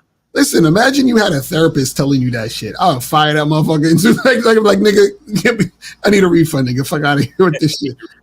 I'm like, nigga, you fucking give me the clipboard and you lay on the fucking couch and tell me your problems, nigga, because you the fuck we talking about? Oh my goodness. That's why you can't just appeal to authority, because sometimes the authority they're not really, you know what I'm saying? Like they don't, that's why you always got to get a second opinion. Right. Oh my goodness. All right. So this says, is that video his way to cope that he is a bitch ass dude that doesn't respect himself? Bitch ass knuckle. Could be. It could be. You know what I'm saying? Because I don't know how you say all that shit with a straight face. You know what I'm saying? Unless you're trying to, like appeal to the loser crowd. Because check this out. You understand something. It's easier to appeal to losers by giving them loser shit than giving them winner shit. Right. It takes this. Check out how crazy this is. It takes a winner, right, who's disguised as a loser to actually win. It takes a winner who's disguised as a loser to actually win. Because what happens is that in order for you to actually win, there has to be winning in you. If there's no winning in you, you can't win, which is why you're going to stay a loser. And the thing is that it's easier to relate to the loser because the loser is going to see himself in what you're saying. So if we're saying, hey, bro, you can win. And they're like, fuck you talking about I can win. That's some bullshit because I need to do what they say. You see what I'm saying? That's why they believe in us. Right, exactly. You feel what I'm saying? It said, K-Zag said, most psychologists and therapists oftentimes really don't even know people because they barely understand who they are. The educational system is part of societal conditioning. Exactly. Because I'm like, yo, this shit is, man, it's tough out here, man. It's tough out here in these streets. Man. But guys, this is like K-Zagan said, this is why they got to share us, man. Guys, call in, man. 919-647-9392. 919-647-9392. If you got any questions and all that other cool shit, man. Exactly. So we got another like 20 minutes. So, all right. So we got 205. 205. You are on live with Lakari and Miles. Name, age, city, and where did you send your support for the show? What's up, man? Brandon, Birmingham. I sent my support on PayPal a few minutes ago to Lucario. All right. Hold on. Let me double check. All right. I got you. Appreciate it. So what's going on? I just have a question about the masculine membership.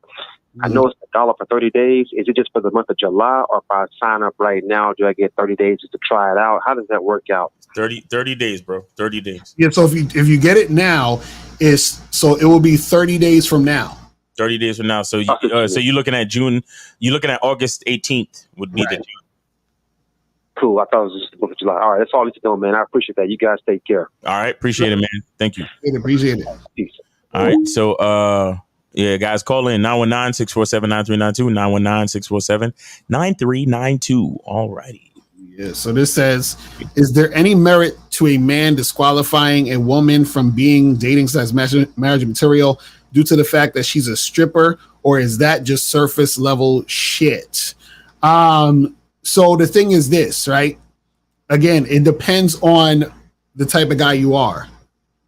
So a lot of times when you guys ask these questions, right, you have to understand that it's subjective. And also you have to understand the why behind what your situation is. Because sometimes what happens is that because when guys don't understand the game, they make moves that don't have to do anything with anything. Like so you end up making moves that don't really matter.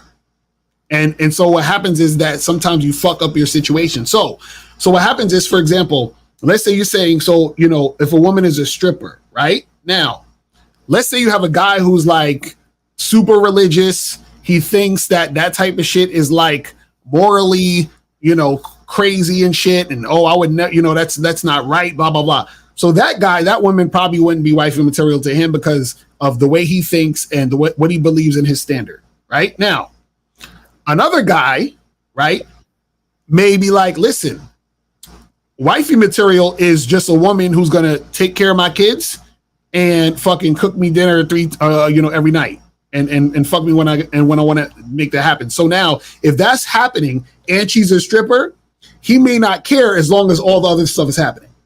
You see what I'm saying? Now, you might have another guy who says, well, I don't want a woman who's a stripper to be my wife because I don't want a bunch of guys touching her and, you know, being all, you know, I don't want her winding up on a bunch of guys. And I don't like that. I'm uncomfortable with that because I feel like a woman should blah, blah, blah, blah, blah. So for him, he's probably going to be like, fuck no.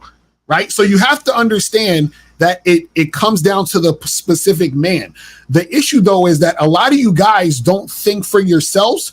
You think based on what other people told you to think.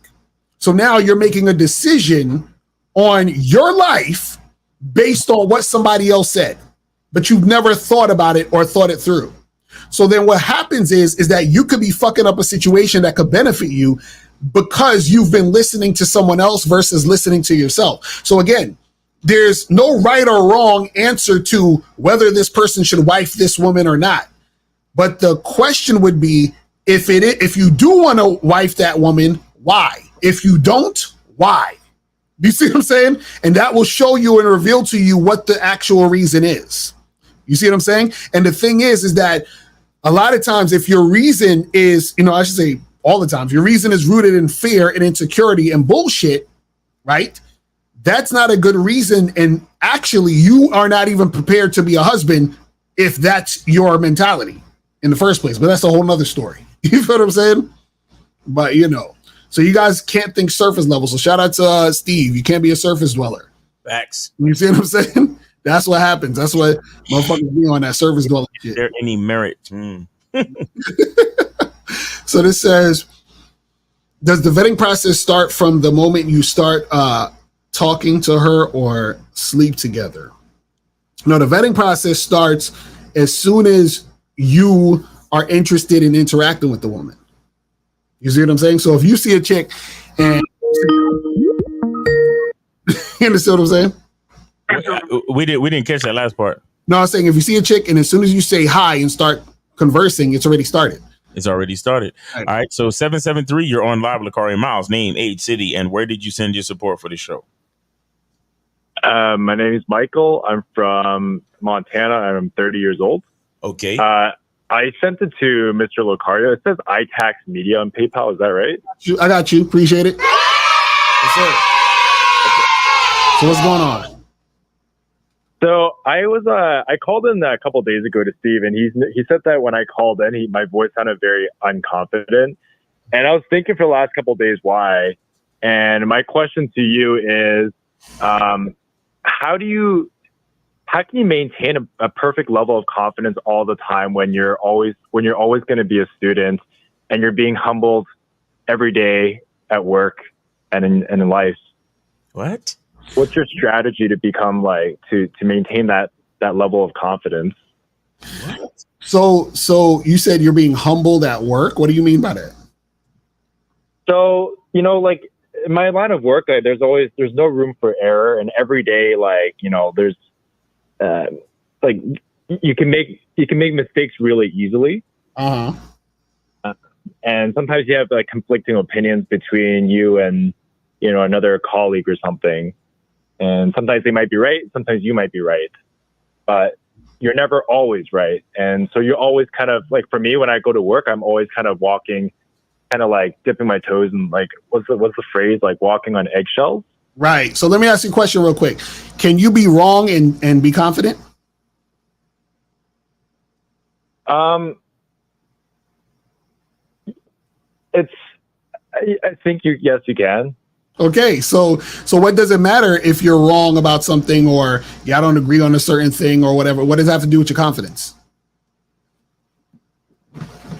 Yeah, I don't know. It's just like for me, like I noticed that like if I'm working for a prolonged period of time, like you know, like I start becoming more shy or like just you know I just don't want to like you know like offend anybody, and then as soon as I'm like I'm not working. Hey, what are you doing over here, man? Why don't you just go listen to that doctor guy? Go subscribe to him because he'll tell you what you want to hear. You want to walk around on eggshell? Like, are you afraid? What are you afraid of, man? What are you afraid of? What's the worst case scenario in anything you're dealing with? What is it? Well, okay, so the story is like when I was younger, I was very cocky. And I got burned pretty badly a couple times. You got burned. You got burned pretty badly like from being cocky. From being cocky. Yeah, I was just like you were never cocky. You were never cocky. You were just an asshole. Fucking jerk. You weren't cocky. You just got on people's nerves and you pushed their buttons. You weren't that. That's not cocky. Cause there's no way you was cocky and then got burned. A actually cocky person doesn't worry about getting burned and then switch to this that you are now. Right. So you were never actually cocky. You were just maybe an asshole, or you just knew how to push people's fucking buttons and you got people angry. That's all. So let's cancel all of that from the fucking record. I asked you a question. What are you afraid of, sir?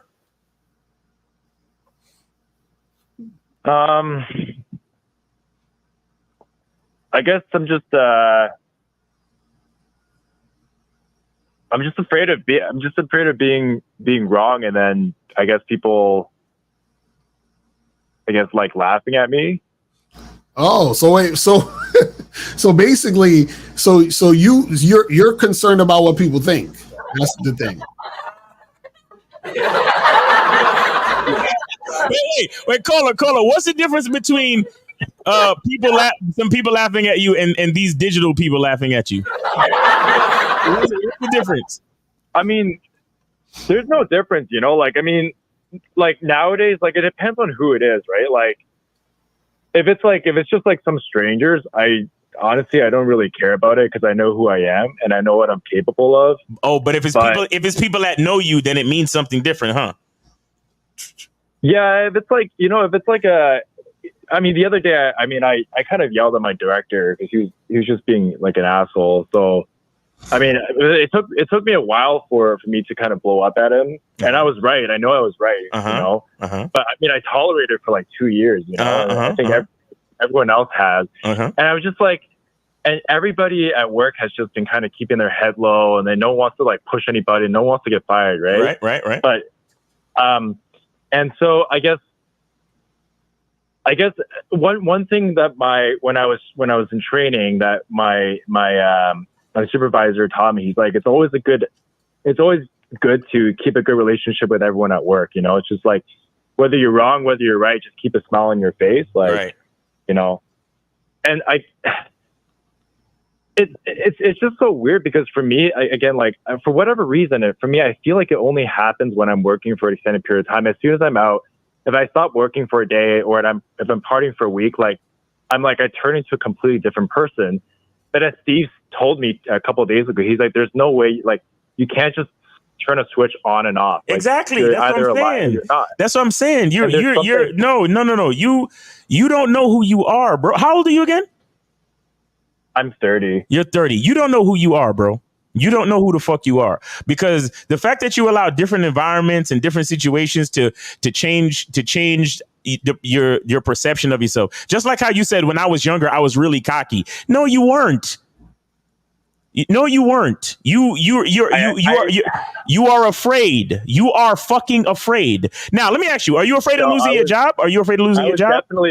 I was definitely very, very cocky. Fuck out of here. Women, Fuck out of here. Everybody. Fuck out. All right, what age was this? What are we talking about? What age was this? 25 to 28 until so for 3 years. For 3 years, you was cocky, and then all of a sudden now you're walking on eggshells and you're worried about what people think. Yeah. What happened? What happened that made you stop being cocky? I think the main thing is right now I'm working on I'm on a visa here. So if I make any mistakes at work and then they decide not to renew my contract, then I get deported back to Canada. That's one thing. And so because of that, it's just like I always have to like no matter like how much abuse. I mean, I think everybody else's work is like laying low too right now. You know, so everyone's just. I mean, I see like I'm probably the most vocal in my group right now. But everybody's laying low. And stop. Lucario asked you, how'd you get? You said you got burnt when you was being cocky for those 3 years. What happened? So there was a intern under my supervision, and I basically recommended the program not to graduate him. And I don't think I was an asshole. I think I was being very, very fair. And they kept complaining about work hours and stuff. And I just said, like, this is just the nature of the job. Like, wait. We asked you about being cocky with women. What happened when you was being cocky with women that burned you? You say you got burnt. Tell us what happened. So with a couple of girls, I was basically like, I had a rotation of 7 or 8 girls. Come on, man. Why you make me do this? Why the fuck you lying? Why you always lying? Oh my God. Stop fucking lying. Come on, fam. Don't do that. Can I ask why you think I'm lying? You were fucking all 7 or 8 of these chicks? Yes. Oh wow. Okay, so how'd you get burnt? Get to the part of you getting burnt, sir. Get to that part. And basically at one point in time, like a lot of them were in a friends group, and a lot of them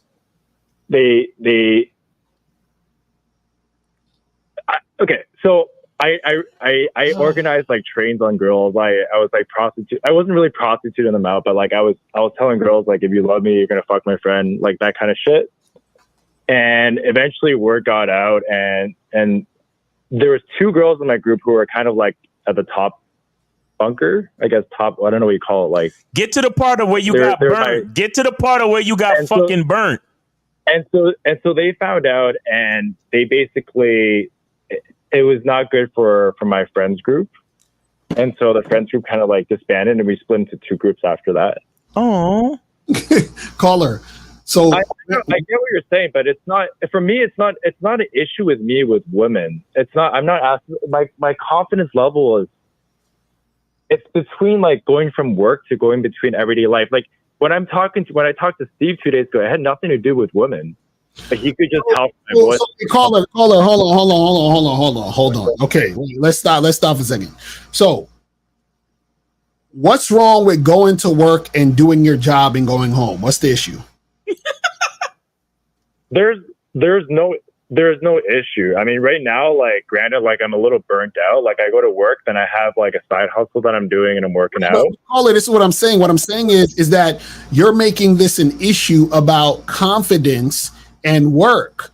What I'm saying is that your work don't really have anything to do with your confidence, because what happens is your confidence is within. So no matter what you're doing, if you're at work, if you're talking to a girl, if you're eating a hamburger, if you're taking a shit, if you're jerking off, whatever, you're still the confident motherfucker regardless. So what is this issue about, oh, well, I'm this cocky fucking dude with a rotation of chicks and I'm pimping, but then when I get to work, I'm a bitch. How does that, where do we go with that? I don't understand.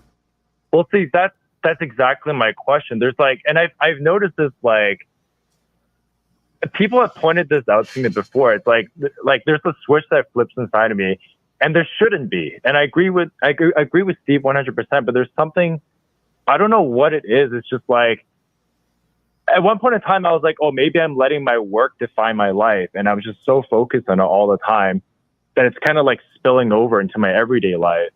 Well, yeah, that's what I'm saying. Why are you making work define your shit? Why don't you just go to work, do your job, and go to fuck home? Like, why are you making this a big deal about, you know, this person thinks this about me and that and blah, blah, blah? What's the issue? But even at work, like I'm having difficulty, like, so I can do that. I can do it. I can go to work and I can come home. I mean, it's a little hard to separate because, I mean, this summer I pulled a lot of extra shifts. No. Why is it hard to separate? Confidence is like, Caller, give me one of the tasks you need to do. Caller, give me one of the tasks that you need to do at work.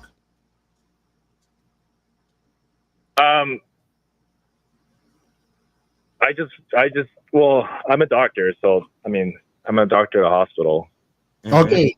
So when you're out there working with patients, right? It's you working on the patient, and you probably got to fill out some shit, and then you do that, and you do it over and over again. So what I'm saying is, what's going on in your job that's giving you all of this anxiety and worry and all that other shit? Just go to work, be a doctor, and when you get off, when it's time to go, take your fucking stethoscope off, nigga. Like, what are we talking about? So I'll tell you, I understand your question now. Yeah. So I think some of the events that happened, like even just in the last month, is like I think patients and their family become like increasingly demanding, and if you don't give them what they want, they can report you to the medical board, or like I've gotten reported to my medical director for not prescribing opioids because I didn't think it was appropriate. And even though it's a bullshit claim, like these things stack up against you. If you make a mistake, the nurses like, you know, they yell at you. You're basically in charge of. So basically, what you're telling me is that you're a shitty doctor. I don't agree with. I think I'm an excellent doctor, but unfortunately, I think a lot of patients and their family don't understand. Like they think like opioids are just like free to give, for example. Or for example, if you say I want to send you. Hello, caller. Now, let me ask you a question. So, within the field of being a doctor, right? Is this something that happens only to you, or is this something that happens to doctors in general? Where people families will say this and so forth and so on. Mm-hmm. So go ahead. Yeah, I've been thinking about this, and like I think.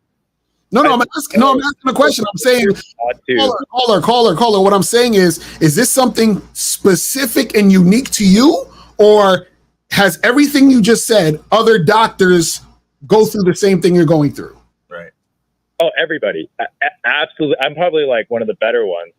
Like, okay. So hold on. Wait. Stop. So stop. So if you know that this is something that doctors go through, why don't you just accept that thing and do your work? And whenever the problems or whatever arise, you just handle it. So what's the issue?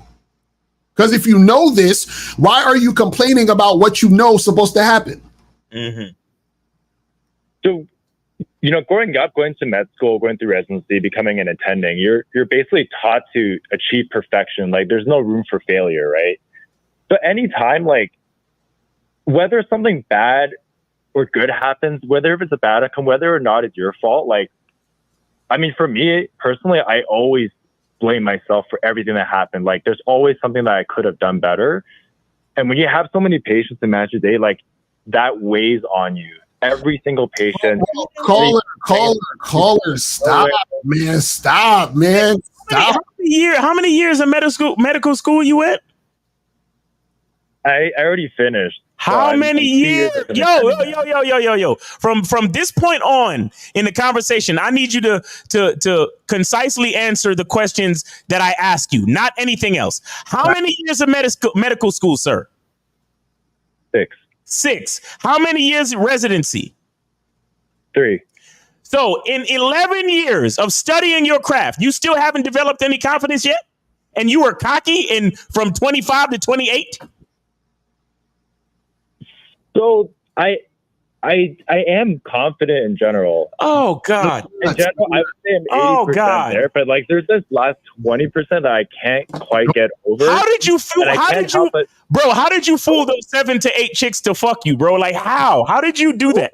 I'm gonna give him the Shannon Sharp meme. I want to learn the game from him. I want to learn the game from him because this guy. This guy is the best because there's no way you could be this flexible and unsure of yourself being a fucking doctor. And you had how many bitches in rotation? Come on, son. 7 to 8. I was a virgin till I was 21, and then I completely blew up once I learned how to talk to girls. But again, the issue is not between me and my girls and whether you believe me or not. I mean, I really, honestly, I don't care. You know, I know what I can do, and I'm not here to talk to you about girls. I'm here asking for help with confidence at work. Okay, I'm telling you what it is. The key word is acceptance. You understand? You haven't accepted the fact that these things that you're complaining about will occur. And if you are actually confident in yourself, you would not let these things that occur get to you like this. Because what you're doing is that you're attaching the things that occur to your identity. And you're saying, well, I may not be as good as I thought, or this may be telling me that I'm, all this other shit, because you're allowing those things to define you. Do you understand what I'm saying? And what I'm telling you is that having confidence is about you understanding your value outside of those things that you're doing. So it doesn't matter what you do, because let's just say for sake of argument, for whatever reason, let's say next year you say, you know what, fuck this, I don't want to be a doctor anymore for whatever reason. I got a new passion to do art or some shit, and then you become an artist and you start paintings and you start doing galleries and shit. Then what the fuck did all of that shit as a doctor mean at the end of the day if now you're no longer doing it? So now what happens is that you went from being a doctor to being an artist, but guess what was the same? You were the common denominator. So your confidence has to be there regardless of what you're actually doing. And this is why you don't understand confidence, because you're getting caught up in what you're doing and attaching that to your sense of self.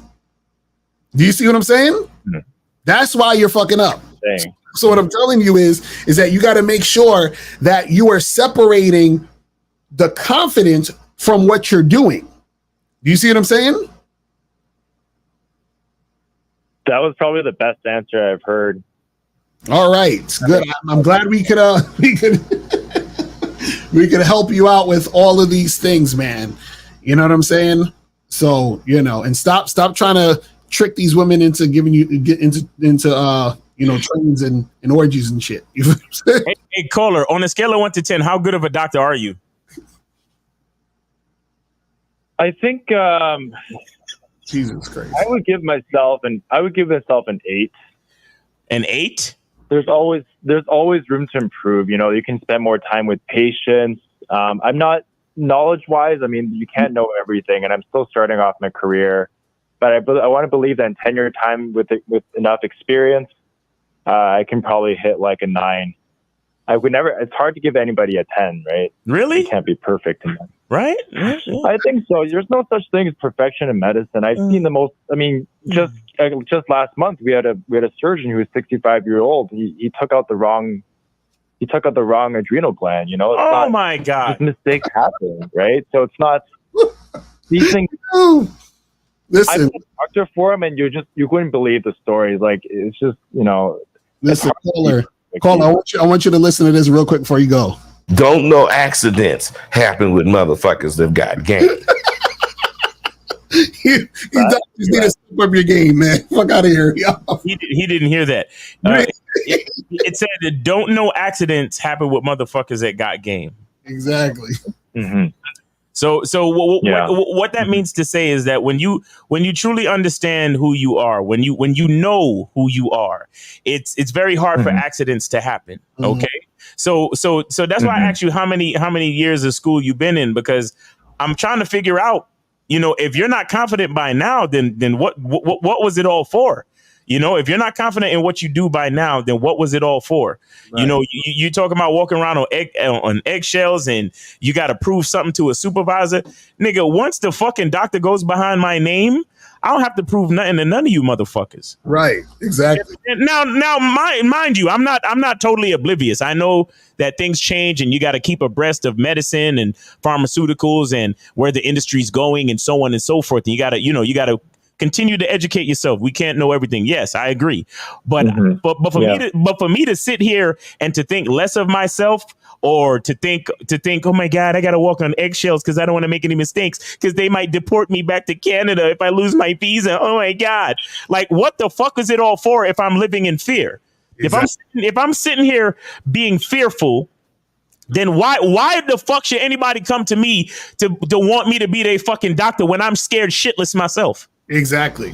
The fuck out of here. I don't want you as my doctor, caller. Mm-hmm. I want a bad motherfucker as my doctor. I want a house type nigga as my doctor. Exactly. I want a nigga that's going to talk that shit and be confident, even if he's not. Even if he's in the back, he's like, I don't know if this operation is going to work because this nigga's, his organs are fucked up. Right. When he's in my face, I want him to be like, Miles, we got you, nigga. We good, nigga. Exactly. For surgery, and we gonna take care of this shit, nigga. And then on the other side, you're gonna be right as rain, and that's it, nigga. You ain't gotta worry about shit. Now, all you gotta do is lay down. The nurse is gonna tell you what to do, and we good. I got you. But then when he go around the corner, he might be losing his fucking mind. Like, this nigga's about to die.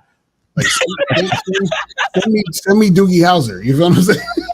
But again, caller, you gotta look at all the work you put in and be grateful. Be grateful for the opportunity that you have.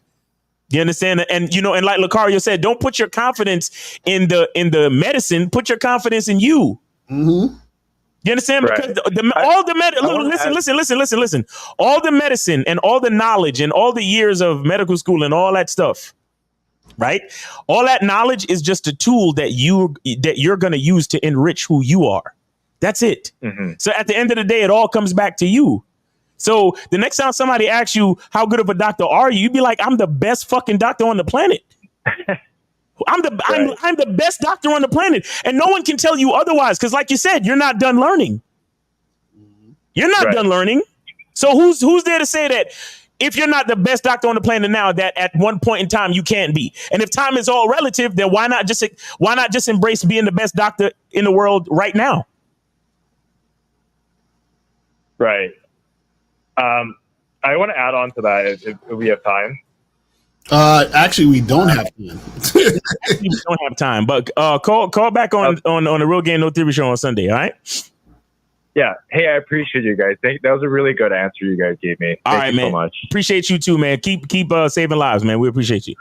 All right. Let me see. This says 941. You're on live with Lucario and Miles. Name, age, city. Where did you send it? Yeah. So this is Kobe from Florida. I'm 32 years old, and I sent $30 to Lucario Cash App. All right, got you. Appreciate it, fam. Appreciate it, fam. What's going on? That doesn't mean that you can ask six questions, though. That doesn't mean that. Because you calling in like literally at the end of the show, bro. Wow. Got to work. All right. So what's going on with you? Yeah, I work like 8 to 6 a day, so that's why I'm calling late. Oh, okay. Yeah. All right, go ahead. What's your question? Go ahead. I don't have any questions. I just wanted to show my appreciation to the game and to you guys. That's why I wanted to call in and donate and say thanks to you guys. So that's what's up. All right. Hey, we appreciate you, man. Thank you so much. Thank you so much. Yeah, my dude is always getting it in the game because you say this is the guy that said he's on a Bad Boy membership and the shit was working out for him. So we appreciate you calling in and letting guys know, like, listen, when you really take the game seriously, shit happens. Your life changes. You feel what I'm saying? Real talk. Man. Yes, I gotta tell you, like, I mean, tomorrow I gotta go on 3 dates, but I'm gonna be in Orlando, so I don't know if I know Miles, you used to live in Orlando. I used to live in Orlando. Yeah. I don't know if you have any like favorite spot that you would recommend to check out while I'm up there, because I'm gonna be there. Do you drive? Do you drive? Yes, sir. You say you're gonna be there only on Saturday and Sunday? Yes, Saturday, and then I'm gonna leave Sunday afternoon. Oh man! All right, check out this.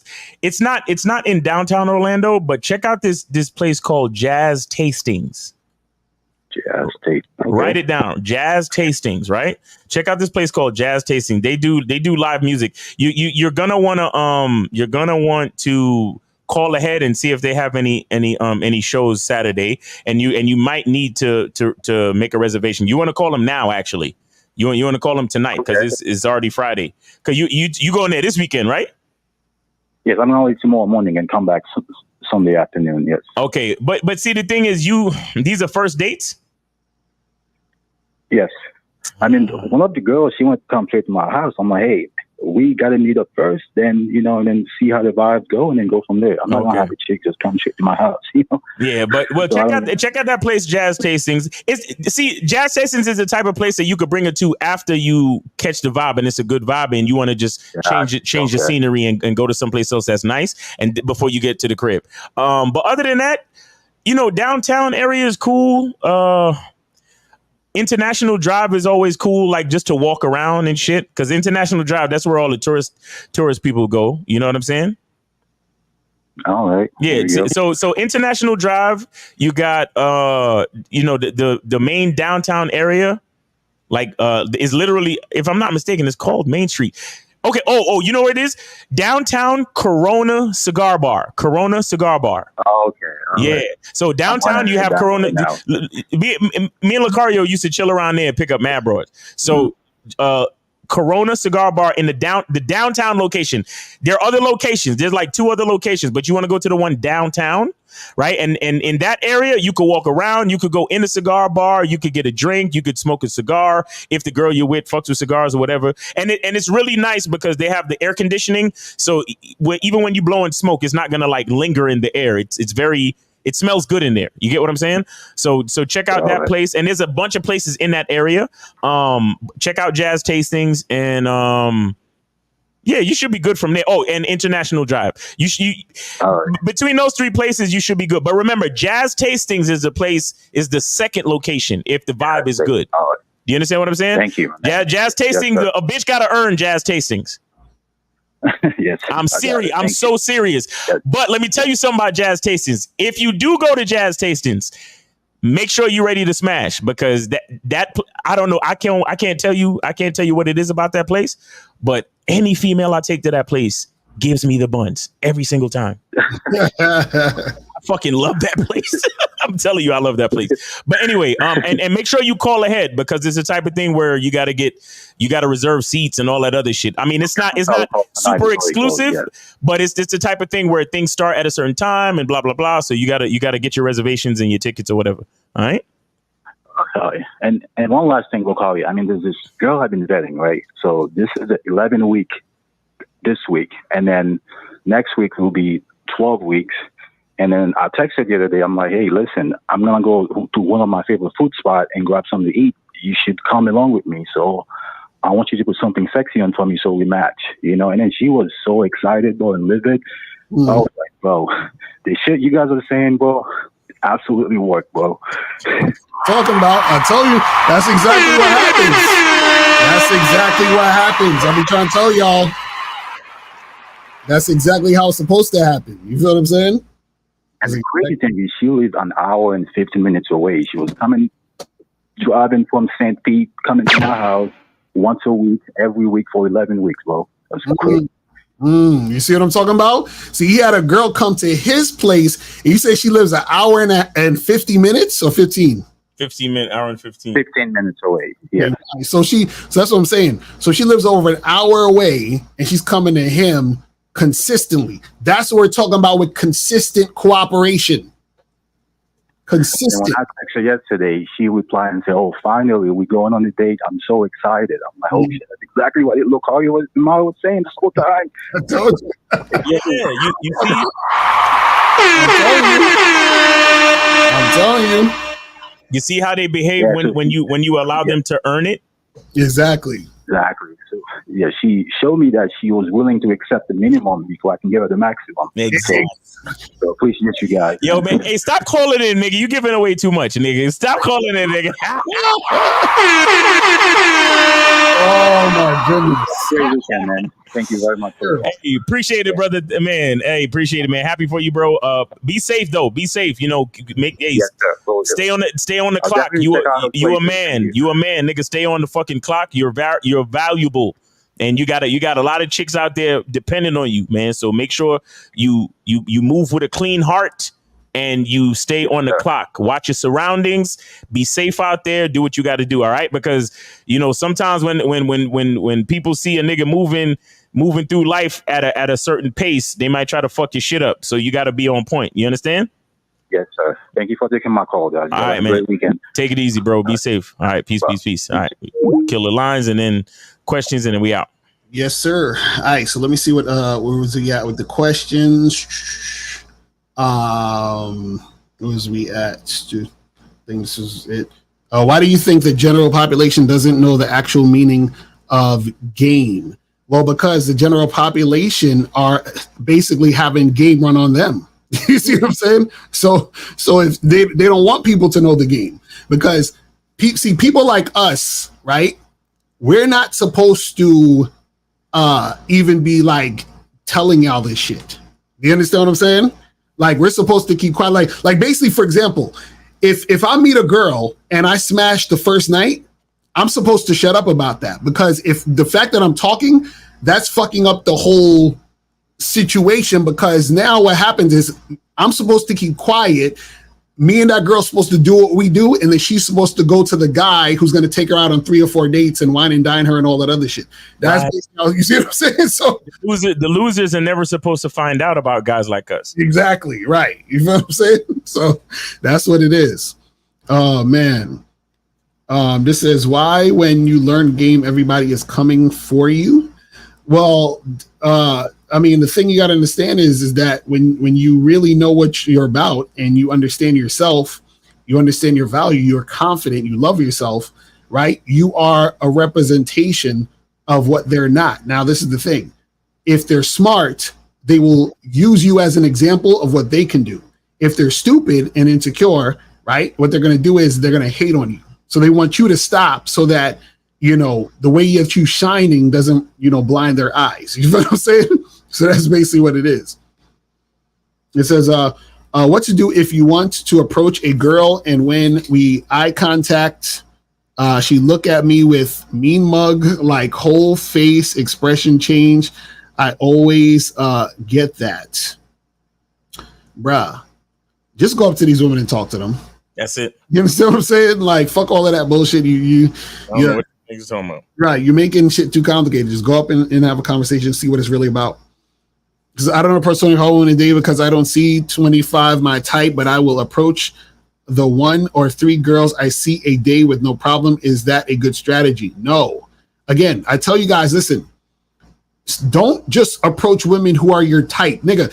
If I only dealt with women who are my type, I'd have probably only had sex with like 15 women in my life. You see what I'm saying? Approach women that you are attracted to. Right. You understand? There's going to be a lot of women you're attracted to who are not actually your specific type. You see what I'm saying? Because let's say, for example, let's say my type is like thick girls with huge asses, right?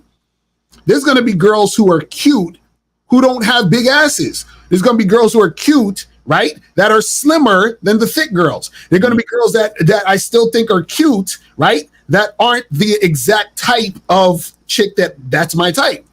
So I can still talk to those women. And you don't have to fucking marry these chicks and spend all day with these girls, but you still talk to those women. So a lot of times when you guys are just designated shit to your type, right, what you're doing is you're wasting time and energy and you're not actually getting in the situation. Because remember, the talking to the 25 women a day is not even about the women. It's about you honing your skills. It's about you getting better at communicating with women. So if you're just sitting there waiting for the type, then you're just sitting there just, you know, worried about, oh, well, I want this woman. It's like, fuck all of that.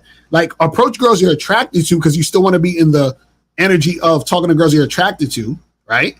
But it doesn't have to be your specific type, because that's always going to be a smaller percentage of women. You feel what I'm saying? Says, is what the guy in the video saying just a reflection of how he views himself? Basically, he's a pushover and tries to make it seem like it's normal. Absolutely. Because people from where they're at. You know what I'm saying? Mm-hmm. It says, if someone follows the doctor's prescription, isn't that a form of tricking? I mean, it could be in certain situations. You're tricking your integrity. Like, you're tricking off your integrity. You're tricking off your identity. Right. Meaning that you're allowing others to, change your shit, or you are sacrificing or spending your integrity or your identity as opposed to being who you really are. So yes, in a way, it is a form of tricking. Right. Says, if you go on a date with a chick that you're somewhat attracted to and she is cooperative, but when you hook up, she does not turn you on, do you just charge her? Hold on. He said, if we go on a date with a chick and somewhat attracted to her and she's cooperative, when you hook up, she does not turn you on. Do you? Well, yeah, if she doesn't, if you're not turned on, or if you're not like enjoying the sex, then there's really no point to even continue, because you're not compatible. Says Ms. Carr, what did you do when you ran into an ex? Did you smash or leave it alone? I want to get new girls now.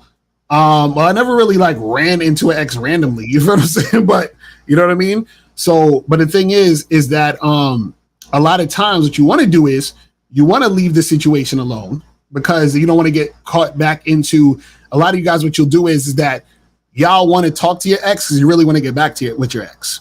You see what I'm saying? So you get caught into that sort of like sort of zone. You know what I'm saying? But if you just run into your ex, you be like, "Oh, what's up? How you been? Everything cool? All right, peace out." You know what I'm saying? You just keep it moving. That's it. Like, so do these guys realize that their norm probably got their mourn? What? Probably got bent over by many men before they were born? Their mom. Their mom. Okay. Well, yeah, they these niggas. Is it possible to get with a woman that has known your family for years? We have known each other's family. I'm asking because I asked other people and they said it would be awkward. What? No, nigga, go holler at the chick. Fuck out of here. Like listen, I'm just glad I'm not like the rest of these humans, bro. Just like, do what you need to do, man. Stop all that bullshit. So is it never worth switching up for just people in general? No, it's never worth it.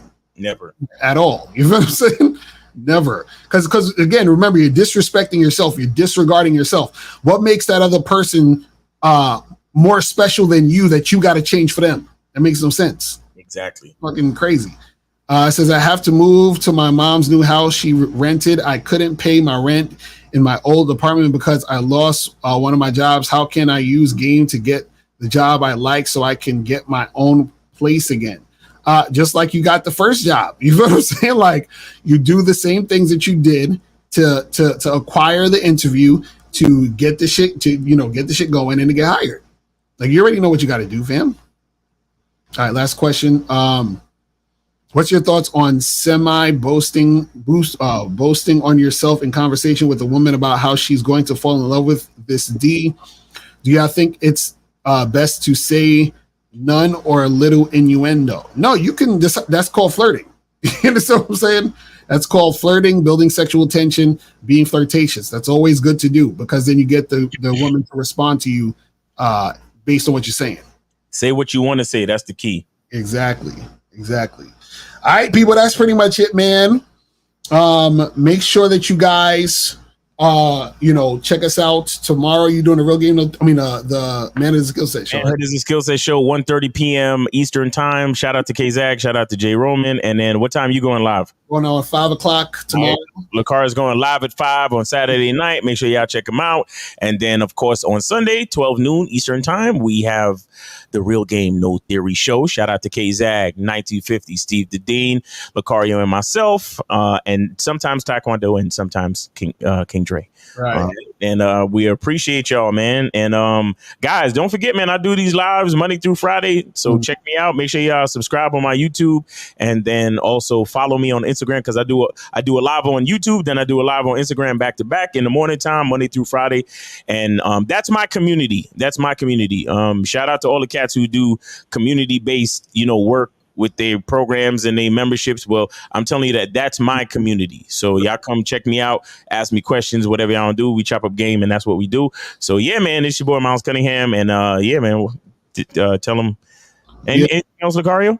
Nah, just make sure you guys go to Masculine Identity Membership, Bad Boy Membership, or yeah, get the soaps, people. Make sure you get the soaps. Go to Masculine Identity to get the soaps. You feel me? Yes, and, yeah, man. And guys, we will holla at y'all later. And remember, the truth is inside you. Peace. We gone. We out.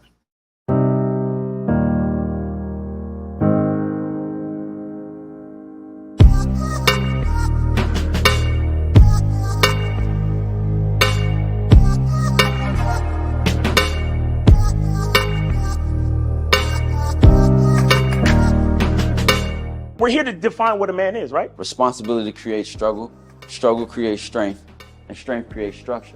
How many people care about what people think about them?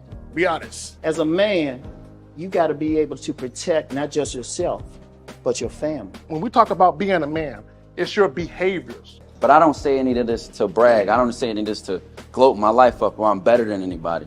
I start crying. I'm like, why am I crying? And so what I realized was, You put yourself in a target-rich environment. You are the only woman that paid for a ticket to come to this event. If you're trying to teach your daughter to be around a certain man and you're not that man yourself, she gonna choose you. Hey, let me not touch this nigga. He too clean. Where is that on you? It's not on me. It's not on you. The only reason why it's not on you is because you didn't choose it. Find the women who can actually help you build. And here's some deep game for you. You don't have to have sex with all of them.